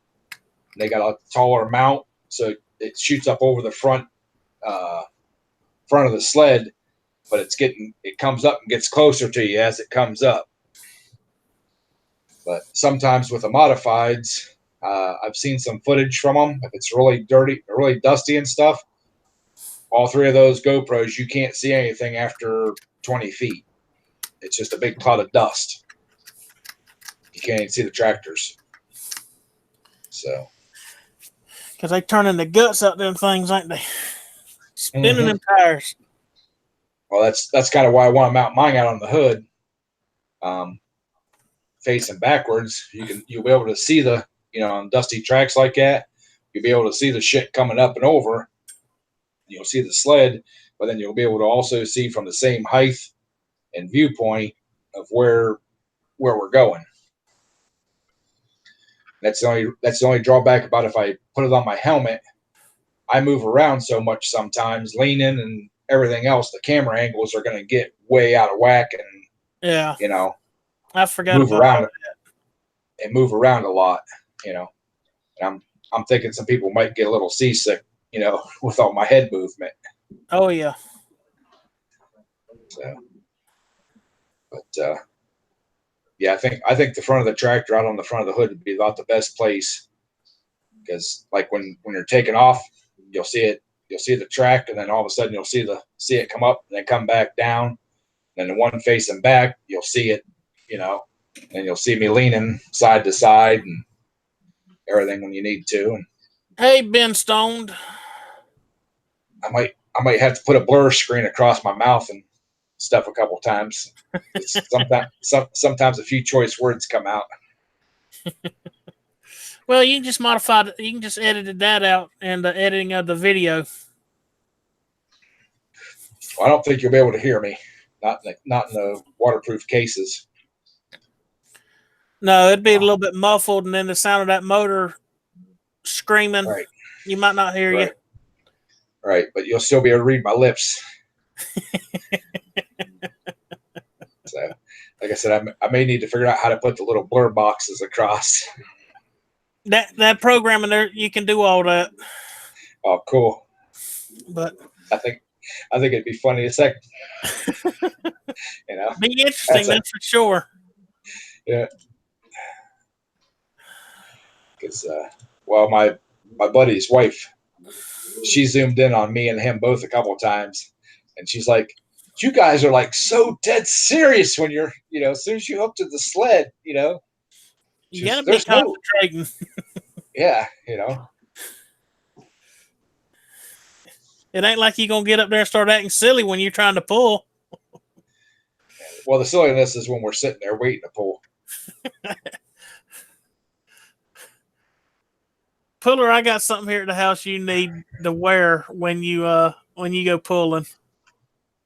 What's a green, yellow, and purple with red balls on the jester's hat. Pull up wearing that thing, people be looking at, or is he gonna pull, or is he gonna make everybody laugh? We've had some guys that have the Mohawk helmets, and everything, all that. And, I got like a coconut shell like you got. That's what I pull with, because everybody requires a helmet. And I bought that one about 5 years ago, when I was still running my stock tractor. Yeah. But I would have the club I was going to pull with for the first time. I would have had to have bumped up into the hot stock class because of the size of the tires, and I was governed at 4,500 RPMs, and their stock class is 32, and I wasn't about to back the RPMs down on it because I got it tuned and geared and everything for the 45. Yeah. So, and the guy I was talking to, he's like, "Oh, you don't need a helmet. You don't need a helmet." Well, then the afternoon before, I was talking to the guy that actually owned the sled and stuff. And he's like, "Yes." He goes, "You will be in the hot stock class. You have to have a helmet." So I went out and scrambled around and was calling a bunch of my buddies and stuff to see if they had any helmets that would fit my big old beanie head. And the one guy's wife's like, "Hey, I was just at this. It's a discount store, like an overstock store. You know, they buy overstock stuff and then resell it." Yeah. She goes, "I was just in there today, and they got a bunch of them little half helmets." I said, "Are they bicycle helmets or are they motorcycle helmets?" She said, "No, they're motorcycle helmets. They're DOT because they have a motorcycle." And she almost bought a couple of them for them to wear on really hot days. Yeah. I flew up there. It was 10 minutes before their closing time. And I walked in, I looked at Leah, I said, "Do you got motorcycle helmets?" She's like, "Oh, I don't know. I think we got bicycle helmets back here." I said, "Where are they at?" Went back, and they had two of them still sitting on the shelf. One was my size. Paid $10 for it. Oh, that's a heck of a deal. Yep. And I think I paid $20 for mine back in 06. And it's an off name, but it is a DOT certified helmet. Yeah, because them things usually about 50 something bucks a piece for them little half shell ones. Yep. I looked it up online, and it was like $55 or $65 for it. Heck And it yeah. was black. So, and I've been wearing it ever since. Heck yeah. All right, I'll be right back. Mother Nature's calling.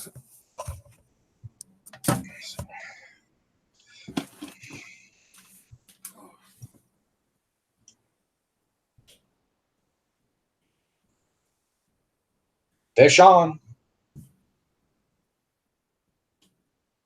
That's all you get. If I show you the whole thing, you won't go back and watch it and hit the like button for me. Yeah, well. I'm just kidding.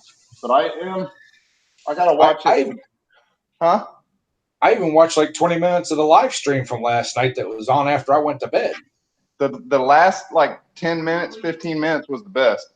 That's when you actually got to see a little bit of something. Scenery gets better. Well, no, I'm saying Stacy's live stream from last night. Oh, my fault. I got it. I still have your live stream in my to watch later because I didn't want to. A lot of times before I go into work, I'll click a video on. And I seen that one. I'm like, they had a live stream last night after I went to bed. How dare them? I was in bed too, Ed. I was out. Well, Stacy actually fired that one up late last night. Wife and I went up to get her queen size bed frame, and by the time we got home, we got that all put back together. In the spare bedroom, it was pushing 8 o'clock, I think, here, so it would have been 9 o'clock there in Ohio. So it was actually a pretty decent stream. The first one he kicked off flopped about 13 minutes in, I think. So he had to restart it again. And we were on for, I think, just under 2 hours. Yeah, because I got there right at the very end. I think it was. Yeah, see, And I think it was like 37 thumbs up on that, or 38 or something. Yeah. I'll be right back, guys. See the way they play, Nate? They start the live streams after we go to bed. Hey, we didn't do it on purpose. We sent you an invite here, but I figured you were in bed. Yeah, I know. I'm just joking with you guys.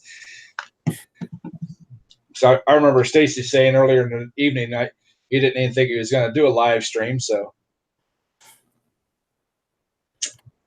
I think he wanted to, and just one of those things that by the time he got someplace and got everything settled down, it was just pretty simple for him to do it. So, well, like he said there at the beginning too, if he didn't do a live stream, then people got what they wanted. So he was going to go ahead and do one.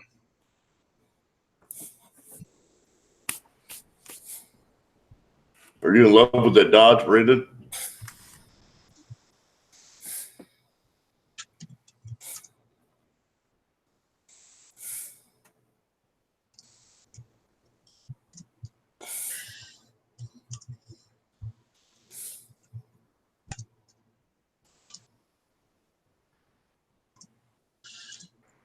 Still leaks. What leaks? Oil, transmission, power steering. Antifreeze up by the uh, uh, thermostat housing and stuff. Those Dodges are notorious for it. By the thermostat housing. Yeah, it's a mid 90s Ram 318. Wasn't those notorious about the housing getting warped and having to run double gaskets? Double gaskets are a really good sealant and stuff. Yeah, Yeah. but without being able to look at it and actually get hands on it, I can't tell you exactly,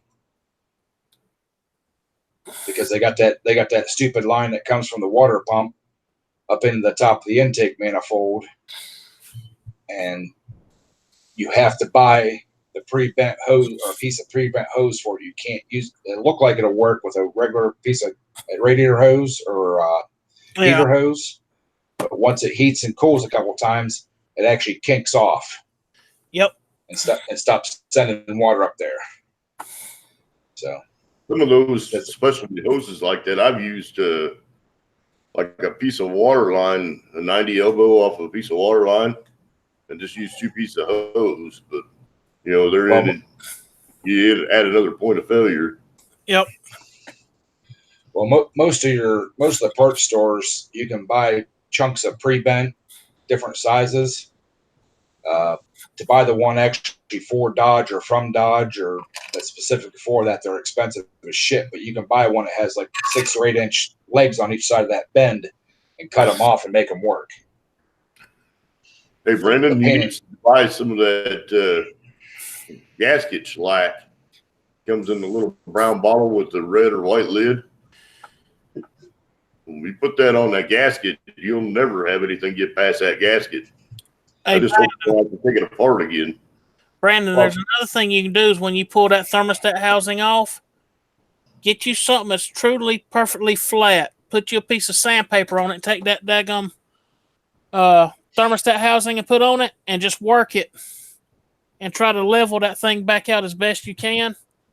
And then put the gasket slack on it, put the gasket on it, let it sit and cure, and then put it on the motor.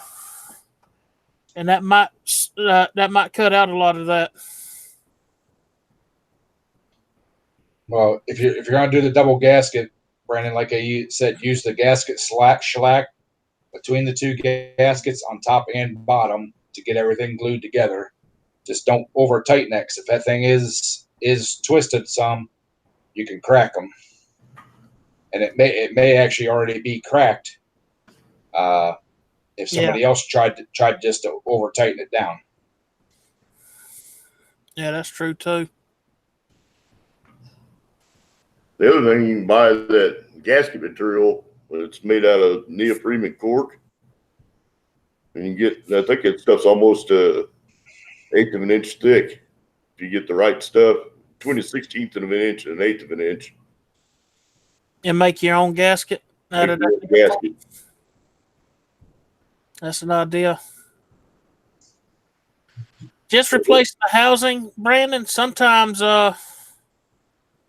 they come after they're made, they're not truly flat on the bottom. Yep. That is a known issue with them motors. Yeah.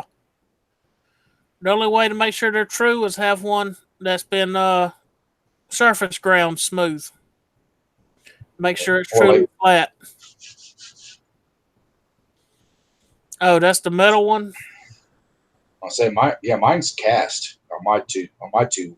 Yeah, and the lips usually like 3/16 thick to 1/4 inch thick.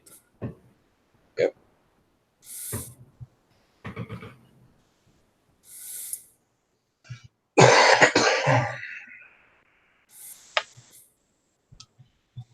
Probably wouldn't hurt to try to see about getting an aluminum one. Yeah. That's a little bit, because they're a good bit thicker, and you can flatten it and level it better, and then put just one good neoprene gasket on there instead of them cork ones.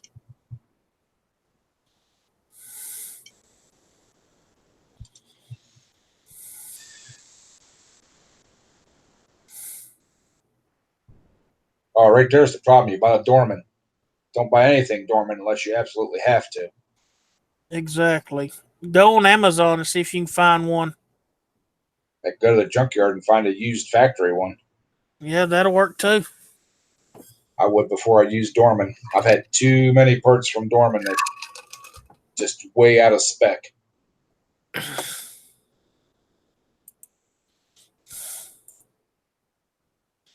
So, well, guys, it is 9 p.m. here. It is my Betty Bye time. And I got a lot to do tomorrow at work, so I'm going to get off here and get some sleep. So, it's been great seeing y'all and talking to y'all. We'll catch you on the next one. All right, Paul. Nate comes back. Tell him, see you, brother. You take it out, Ed? Yeah, it's 9 o'clock here, so I got to get stuff ready to go to bed. So, All right, Ed. Thanks for dropping in and hanging with us.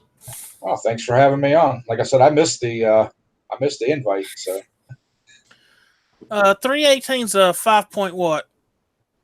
5.3. Yeah, I think so. Yep. Because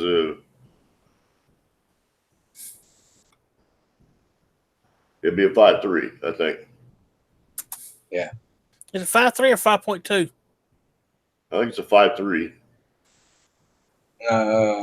Yeah, 5.3. So I think the 305s are the 5.2s. 305 is a 5.0. Oh, it's a 5.9 Magnum. Oh, his is Oh, the 5.9. Yeah. Okay. So his is the 360. You just needs to take that 5.9 out of there and put one of those Predator 720s in there. I was thinking pull the 5.9 out, put a Cummins in it. Put a 7.3 in there, make it run all kinds of crazy. Till you blow the number 2 piston out the bottom. Hey, Mick, I don't have any trouble with my pistons, Ed. My pistons all run good. Yeah, but you probably don't abuse them like most people do. No, I don't have a tuner or none of that crap. I get 21 miles a gallon in that truck on the highway, so I don't complain. Right. It's just I gotta laugh at the guys the kids that, oh, I bulletproofed my Ford, I bulletproofed this, I did this. I'm like, dude, after all the money you put into that son, but you could have bought the Cummins conversion kit and the Cummins motor and dropped it in and never had a problem with it. Stock. So, all right, guys, I am out of here now. Have a good one. All right, See brother. y'all later. Have a good one, Puller. Yep. How you doing, Steve? Thanks for dropping in. Hey, Mick, what's happening across the pond, brother?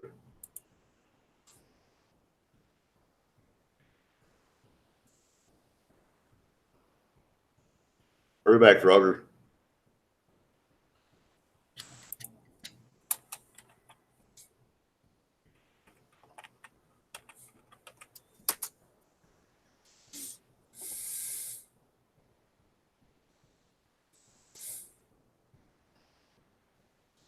Let's see what I can find. Oh, that's the wrong one. That's a.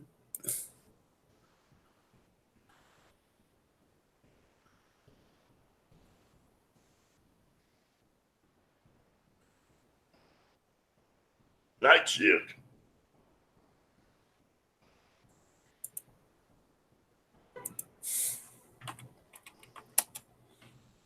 I think the wife is home.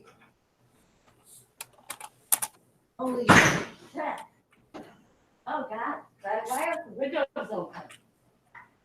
It's 50 degrees outside. Well, then you need to go outside and smoke. I can't deal with this shit.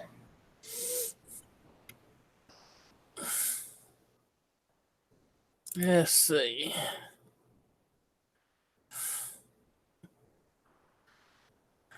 Dorman. everywhere is trying to push that Dorman crap.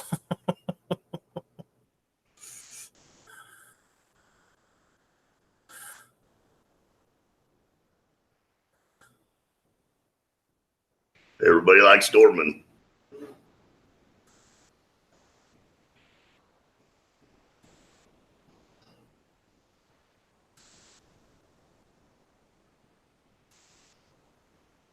She's calling me tomorrow, Friday.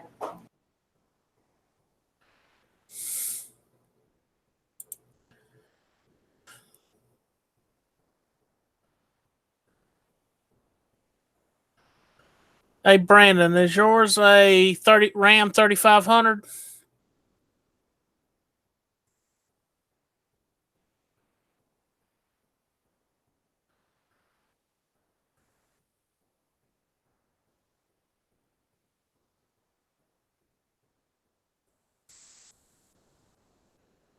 $1,500. Okay, give me 1 sec.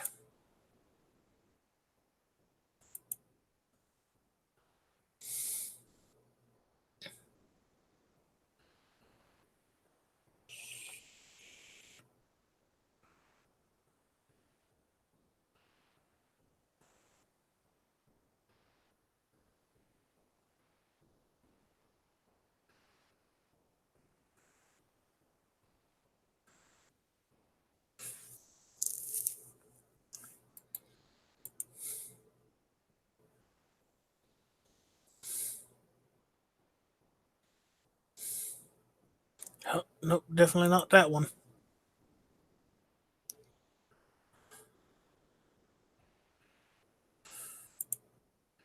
See what else we can find here.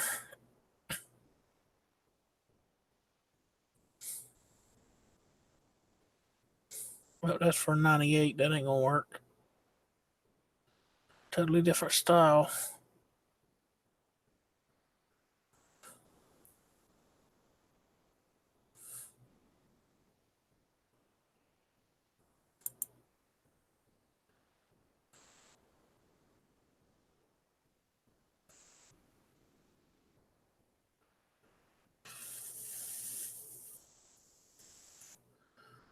Okay, we'll have to look for that later. It's gonna drive me nuts. Brandon, all the ones I was finding is either Dorman or for a 96 to 98 model. And they look different.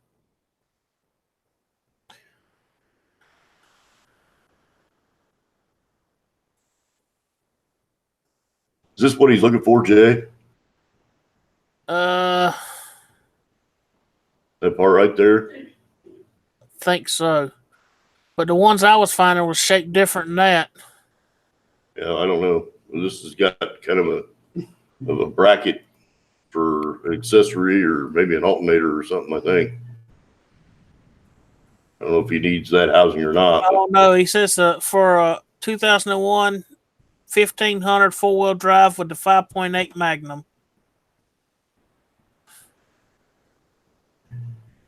That might be close.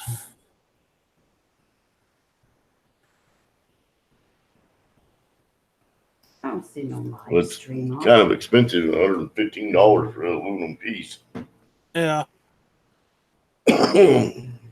But it's better than that ones that I was finding made by Dorman. You could look at it and you tell it's cheaply made pot metal. It ain't worth a crap.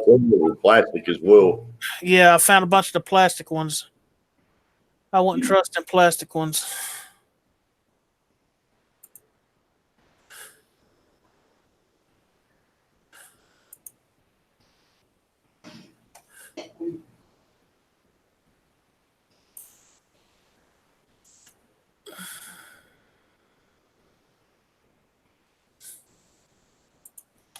Let's see, what'd you find?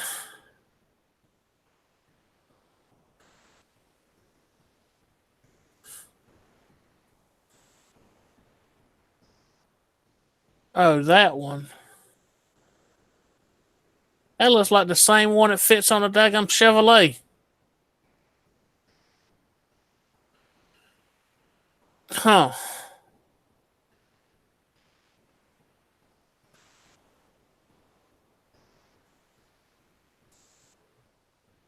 One and a half inch radiator hose.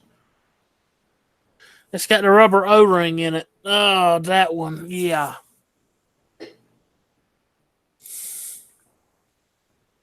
See, I thought he was talking about the thermostat housing, not the radiator hose housing.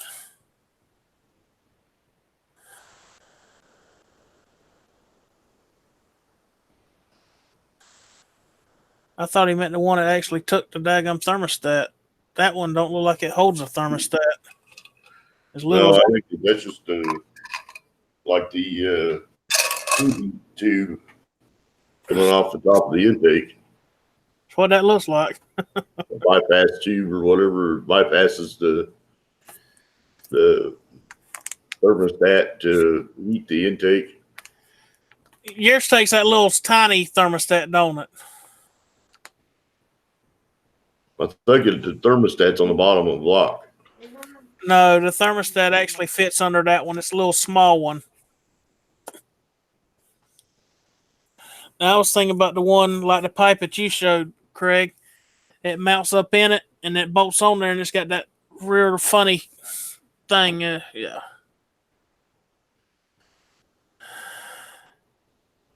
Yeah, his takes that little tiny thermostat. It looks almost like a bottle cap. I wonder if he didn't get that thermostat not set in there straight, and it's actually sitting underneath the lip of the edge of that.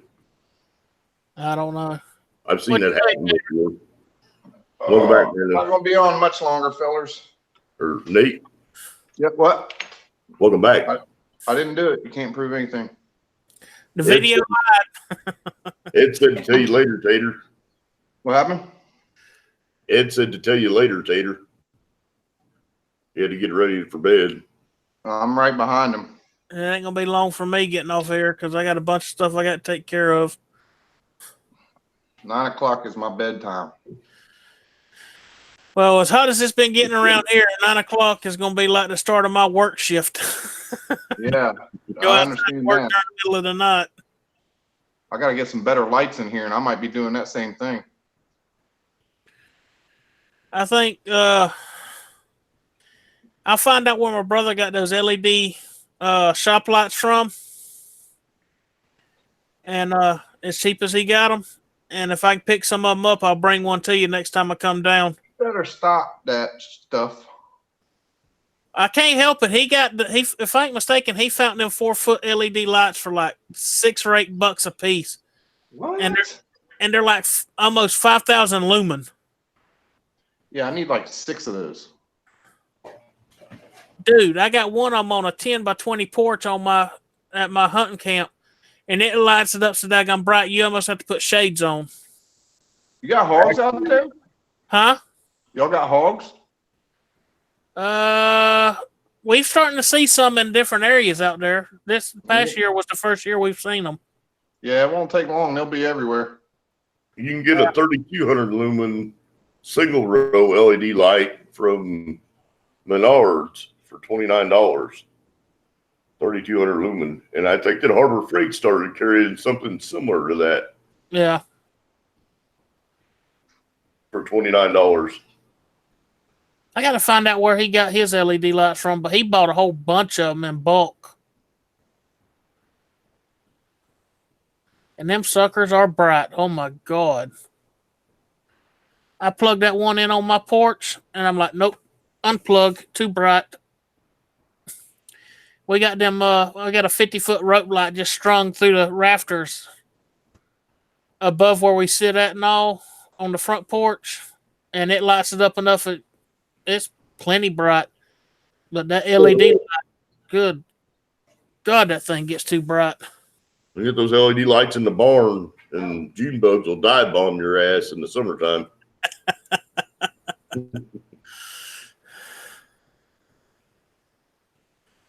I'll tell y'all a story about yesterday at the boat ramp. So, of course, y'all saw it, or some of you saw it was windy as hell. Yeah. And this guy was trying to load his boat. It was just him and his wife, but this dude had like a 25-foot huge boat, man. And he's sitting there, he's like, oh, because the wind's coming, you know, at sideways. And I assume he hadn't had that boat too long. I was like, man, you need some help? And he's like, yeah, it'd be awesome. So I was like, you know, me, being a dummy, wants to help him. So I climb up on his trailer and he gets in his boat. And he comes in. Well, first I stepped on a spare tire he had on there. Well, that's what it was holding it on, a zip tie, right? Do what? A zip tie. So I stand on the damn tire and fall through the trailer and crack my freaking shin. Ow. Oh, God, dude. So I'm looking at his blood everywhere. I'm like, man, I got to stop freaking helping people so much. I got to stop. It never works out for me. Who the heck will mount a spare tire on a boat trailer with zip ties? With zip ties. One zip tie. An electrician. Two, and it might have held me. An electrician or HVAC guy. I think it was HVAC because it was one of them big, thick white ones. One electrician, then if it was one of them big wide ones. Yep, that's HVAC right there.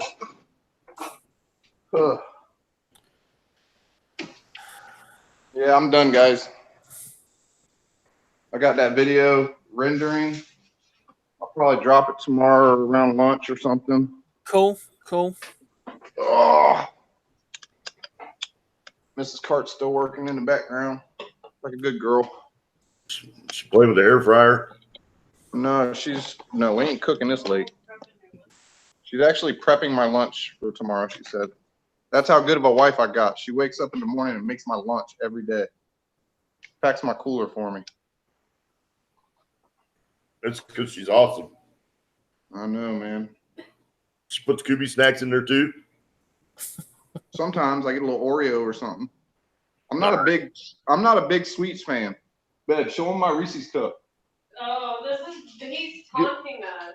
Let me see my Reese's cup. It's been sitting there for like a month. So she bought a pack of Reese's cups. You know, it comes like 4 in a pack. And before I knew it, there was only one left. And I said, I ain't got one of those yet.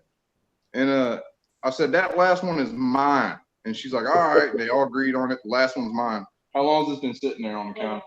It's been sitting there a month. That's been there since I left. Just teasing them because they know they can't eat it and it's mine. And it's just sitting there right on the counter. Because she got those that night. She got me the M&Ms when she went to town.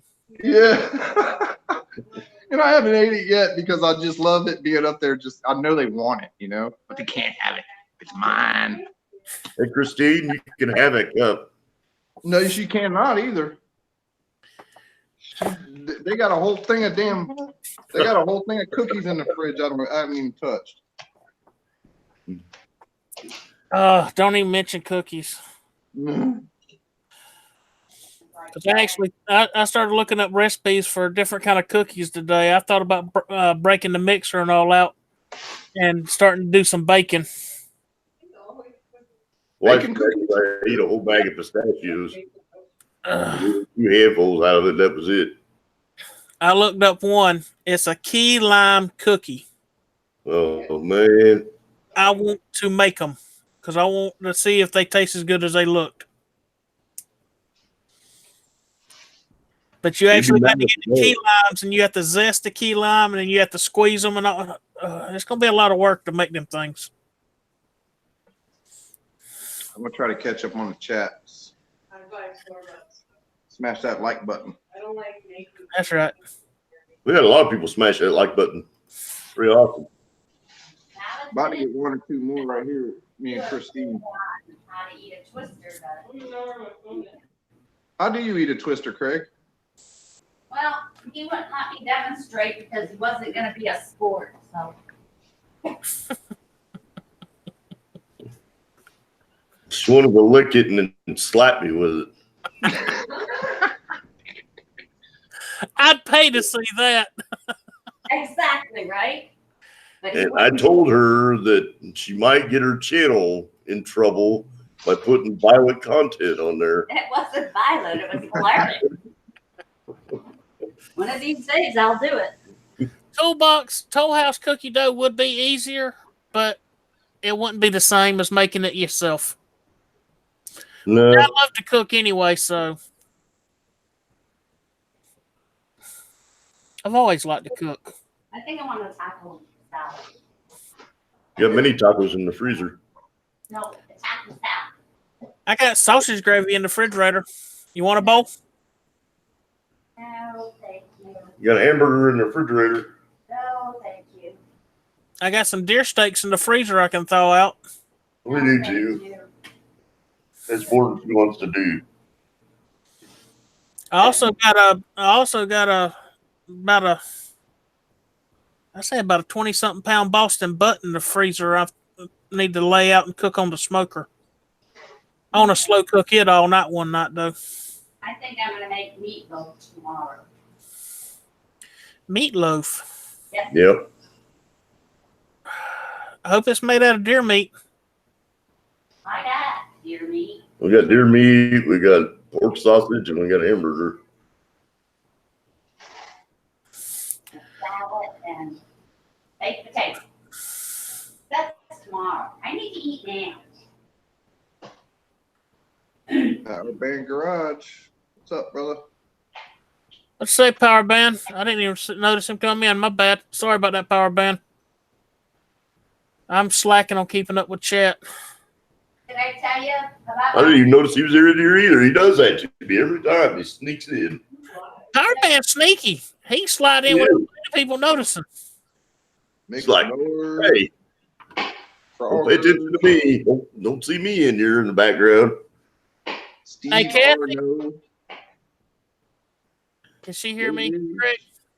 I think so. What did you Hey. say? Kathy, Yes. you need to try this deer sausage that I get made. It's you'll throw rocks at pork sausage. Well, usually when we do deer sausage, we have them do it, and then we got spices here, and I make our own. Hey Nate, Huh. does the deer sausage that I get made, does it need any spices added to it? No, sir. They already has it. That meat, Kathy, is perfectly seasoned. I shit you not. You haven't had the kind I make. The trouble is, the sausage I have, sometimes you have to add just a touch of oil to the pan to keep it from sticking because it don't put out enough oil to keep itself from sticking. Right. I get them to make mine lean. So what kind of spices do they put in yours? I can't even remember all the ones they use. See, it's cheaper if we do it ourselves. I just put it in a bowl and I mix in the seasoning that I get from the store, and it is good. I mean, it is really well. Here, Craig's got it. He'll show you. My son loves it. He likes spicy stuff. So. Okay, this is what you get. All right, guys, I'm out. All Hey, right. Oh, that- I've seen them before, them packs. Yep, that's what we use for our deer sausage. And treats And up to 50 and pounds of meat. How much? 50 pounds. It's cheaper to do it yourself. Oh, Yep. that says an 8 ounce only does 25 pounds of meat. No, this is 50 pounds. Flip it around and look. It's at 25. I don't know if you guys saw that Ben Stone Productions, but he's got some pretty sick looking videos on his channel. Oh yeah. If I ain't mistaken, I watched- already subbed to him. I watched the model car junkyard. That was pretty cool. Yeah. I watched one of his other ones a while back. I can't remember which one it was, but he does some good videos too. The Yeah. reason this will do 50 pounds is because you don't have any fat content in the deer meat. Yeah. We don't blend it with any deer fat, any pork fat, or any beef fat. Yeah. So a little bit of this goes quite a ways with deer sausage. Yeah. And that's why we use one of these packages for 50 pounds of deer meat, and it comes out perfect. Every time. Yeah, I haven't put just a little bit of fat in it, not much, because it needs a little bit to help, make it hold together good. But it's not enough. Now, don't have enough fat in it to actually render enough oil and all to keep it from sticking if you don't watch it. We cook ours at a low temperature. The gal that does our deer carcass will cut all the fat off the rib bones and all that. And Yeah. that's what she grinds it all up with. She does a really nice job. It comes out pretty decent. And we never have any trouble with it burning because we cook it at low temperatures. Yeah. Well, we cook it at low. I cook mine at fairly low temperature, but even at cooking at low temperature, if you don't watch it, if you ain't got enough oil in the pan, it'll still start trying to stick. Not in our stick-free pans. Put a little bit of butter in there and you rock and roll.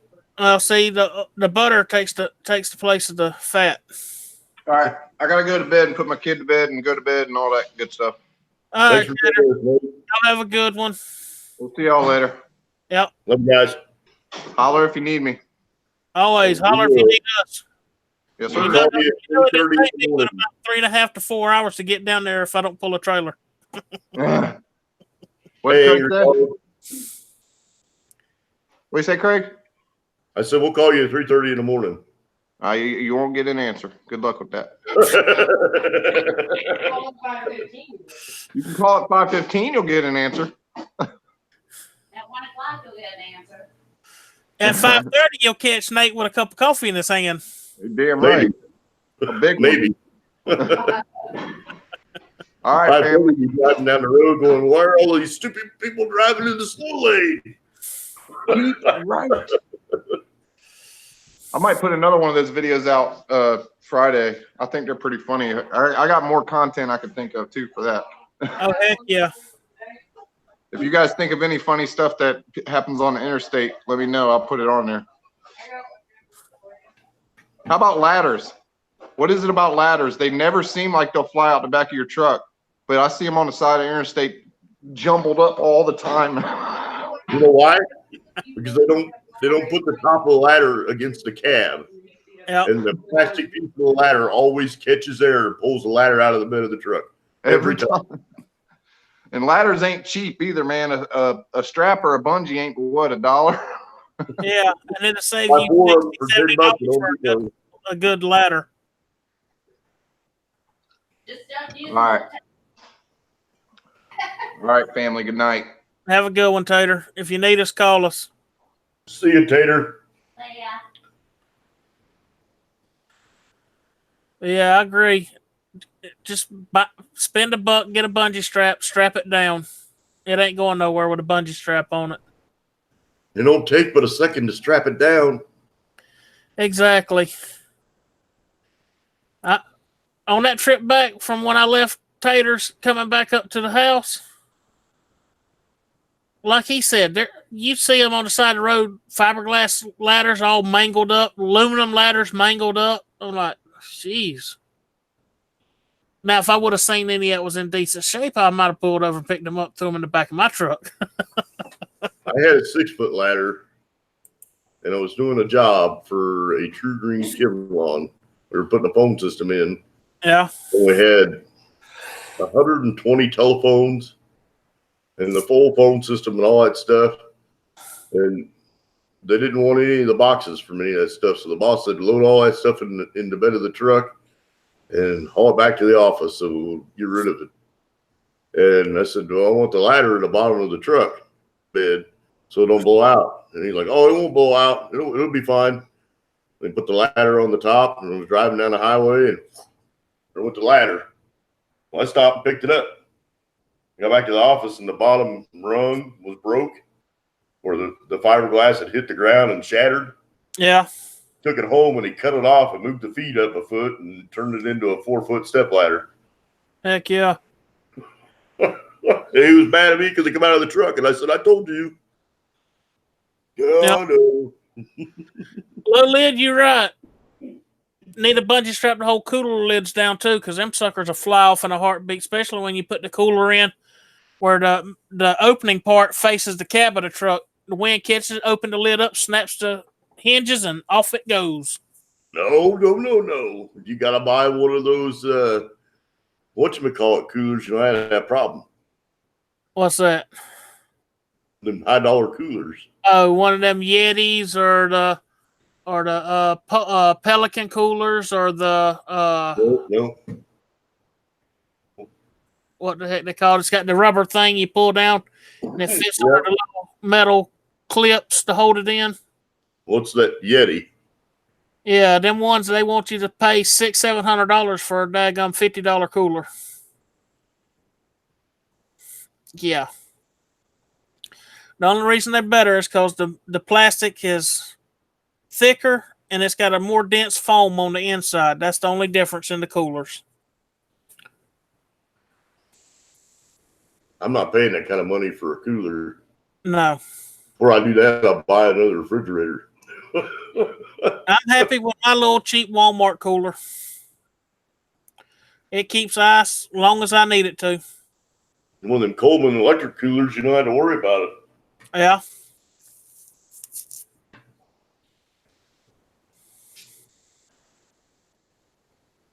And Ray-Bans, Toolie. Ray-Bans are in the same category. Yep. Overpriced junk. I'm not Oakley and talking about Ray-Bans, they spend about I think from what I remember seeing, it costs them about 20 cents to make them glasses. 20 to 25 cents to make those glasses, and they sell them for a couple $100. Yeah, I'm not talking about the Walmart brand of Ray-Bans either. I'm talking about the ones you go to the eye shop and look at. Yeah, the ones they want big money for. $800 for a set of them.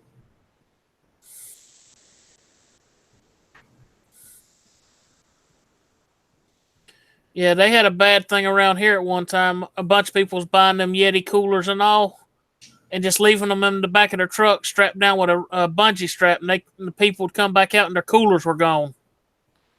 People stealing them real fast. I'm like, nope. Give me that cheap Walmart cooler. Nobody wants that damn thing. Styrofoam special, $6.99. Oh, no. I'm talking about the Coleman ones that are blue with the white lids. Don't nobody want to steal them things. They want them big dollar Yetis and the Pelican and what's that other brand that's the same as the Yeti and the Pelican coolers? Arctic, I think's the brand name of it. They see them big names, they're like, yeah, then people can afford to buy more. Snatch. They never did what we did in high school. You get the 20-pack of or 24-pack of long neck bottles, Mm-hmm. and you take the bottle dividers out of the inside of the box, put a trash bag in there, fill it full of ice, and then put the beers back in it. That's what we did.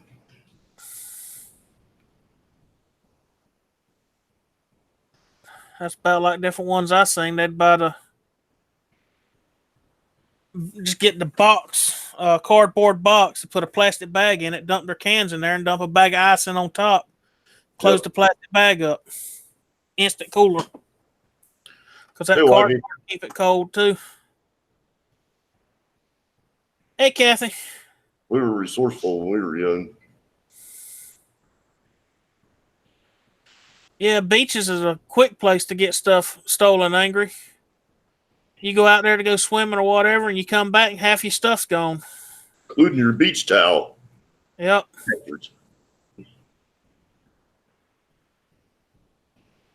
I thought about making my own cooler. Making the inside with a stainless steel box, and then do the outside with a thick plastic and all, and then get that 2-part foam stuff where you mix it up and pour it in, and then it swells and fills back up and comes out the hole that you poured it in. I think that'd make a good one. Because once you get that inside stainless steel cold with that foam on the outside, it's going to stay a lot colder a lot longer. Yeah, I've seen some guys take old refrigerators and make those into patio coolers. Yeah. Take all the guts out, and then they take the shell off and just use the plastic liner from the refrigerator in the door.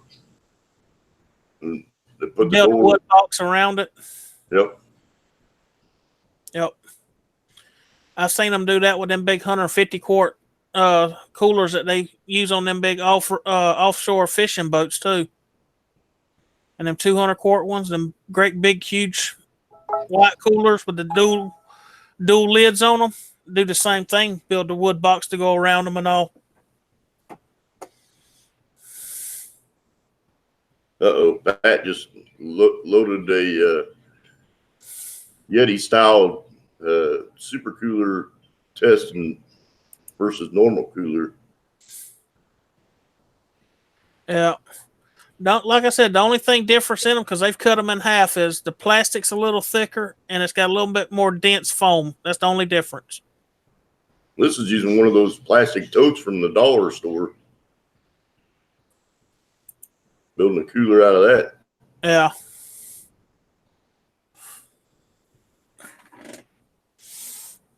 Oh, Lordy. Is it really almost 9:45? It is. Yep, I'm fixing to give it off of here because I got to go take care of some four-legged youngins before they start raising Cain at me. They be ready for their supper before they go to bed. Yep. And then I got the yard to make sure they haven't missed anything that's new and yep. all that jazz. Yeah, the Yeti cups they want like $30 for, and for the actually this Ozark Trail one from Walmart, 40 ounce. It holds ice just as long, if not longer, than a buddy of mine's Yeti cup. We got 3 of those around the house. I use one all the time. The wife's got one. I put ice in it one morning about 10 o'clock. And the next day at lunch, it still had ice in it, and I left it in my truck with the windows up. His Yeti cup, he put ice in it at the same time. The next morning, he didn't have but a couple little pieces of ice left, and it was mostly water. Mine was still probably about half full of ice. I love this thing. The only thing is with this one, you fill it full of coffee, it's going to be a little while before you can drink coffee unless you like your tongue scalded. Yeah. But it'll keep that coffee hot for a long, long time. 1.5 inches from the top and fill full of water is about perfect. Cold water? No.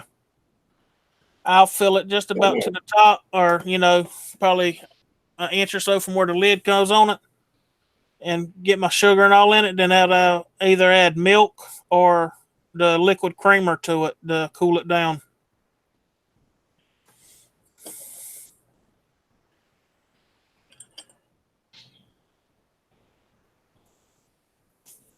Oh, Lord. How many people we got still watching? There's It says 8 of us. 24 thumbs up. It's been a pretty good little stream tonight. Heck yeah. How much longer are you going to run it? Probably not much longer. I was hoping Stacy would be able to pop in, but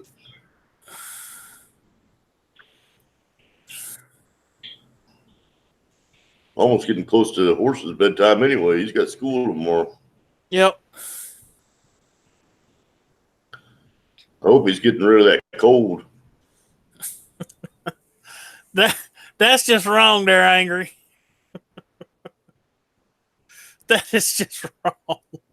Funny, but wrong. You see what Angry said? I see that.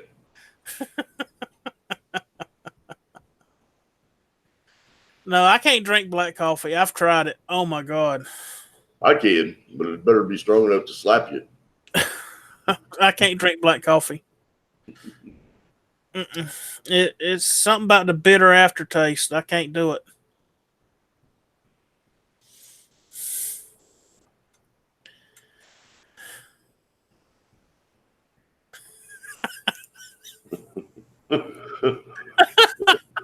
That's a good one, Toolbox. I don't know, too late. Irish coffee. That might get in trouble. He likes Irish coffee. Put the whiskey in it.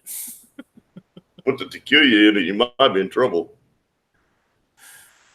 No, just whiskey. Not to kill you. The whiskey.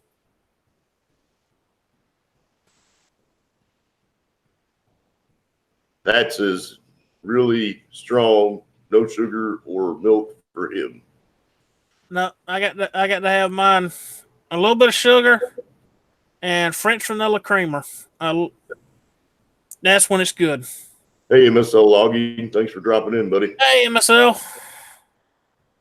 Sounds like he's had a long day. 13-hour days of logging. That's a workout. I don't care who you are. Oh yeah. 13 hours, you're gonna feel it. Yeah, I tried logging for a while. Driving a log truck. Running 70, 80 mile an hour, grossing 80 something thousand pounds, and still getting fussed at that I'm not getting enough loads hauled. No, that's when I said, nope, I got to go from here. This ain't for me. Iced coffee. Not very many people like iced coffee, and the ones that do don't like regular coffee. Frappes I can deal with some, but not just regular black coffee on ice. My sister-in-law took me to a Starbucks in Sacramento. I went in there and I said, "You guys got flavored coffee?" And they're like, "What do you mean?" And I said, "The original coffee." "No, we're all out right now." I'm like, "That's good enough for me. See you later." Going next door to the gas station. I still like not paying dollars for a crazy chocolate refreshment drink. I want a cup of coffee.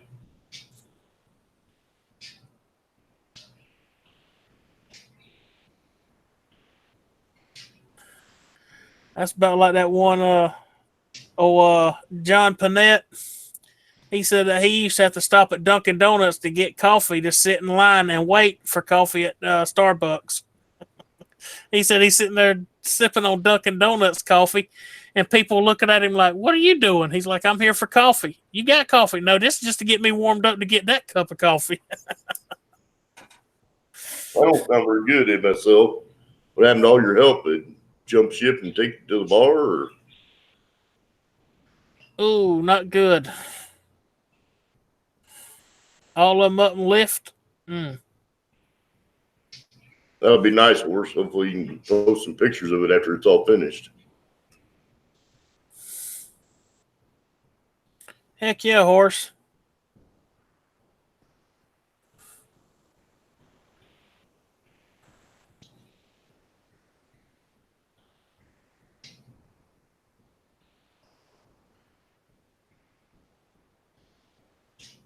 They're trying to go back into business on their own. Sometimes that's a good thing. Sometimes that ain't such a good thing. And cutting a road in by yourself, that's a lot of work.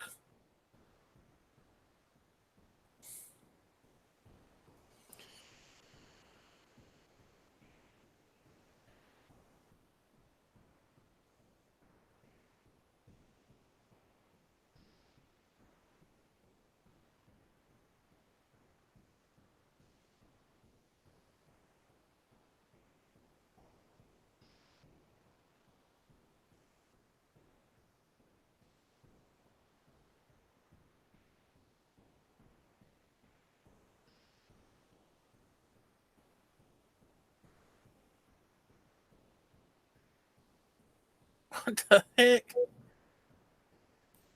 Optimistic? Yeah, that one's. I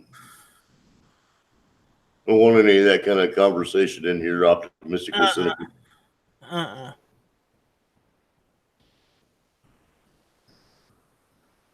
96-acre tract.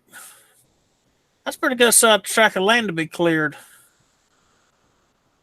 Y'all fifth rowing or full clearing 96 acres? I did delete that.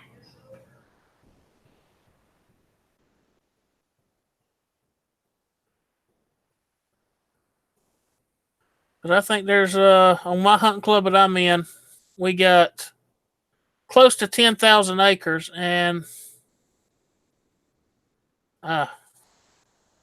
one area they come into, they took out 106 acres, and then another area they come into, they fifth rowed 280 something acres, just taking the 5th row out.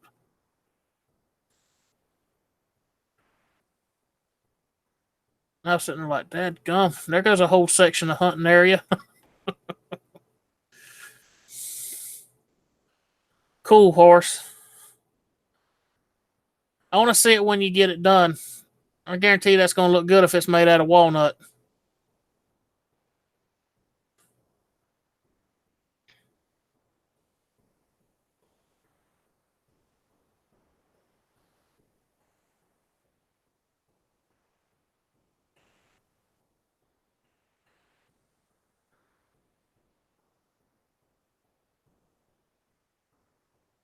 Oh, lordy, lordy, lordy. Everybody's done up and gone. Craig, I'm there you sorry, are. away for a minute. Yeah, I'm fixing to have to get off of here, Craig. Like I said, I think it's probably time to shut her down for the night anyway. I got to go take care of my youngins.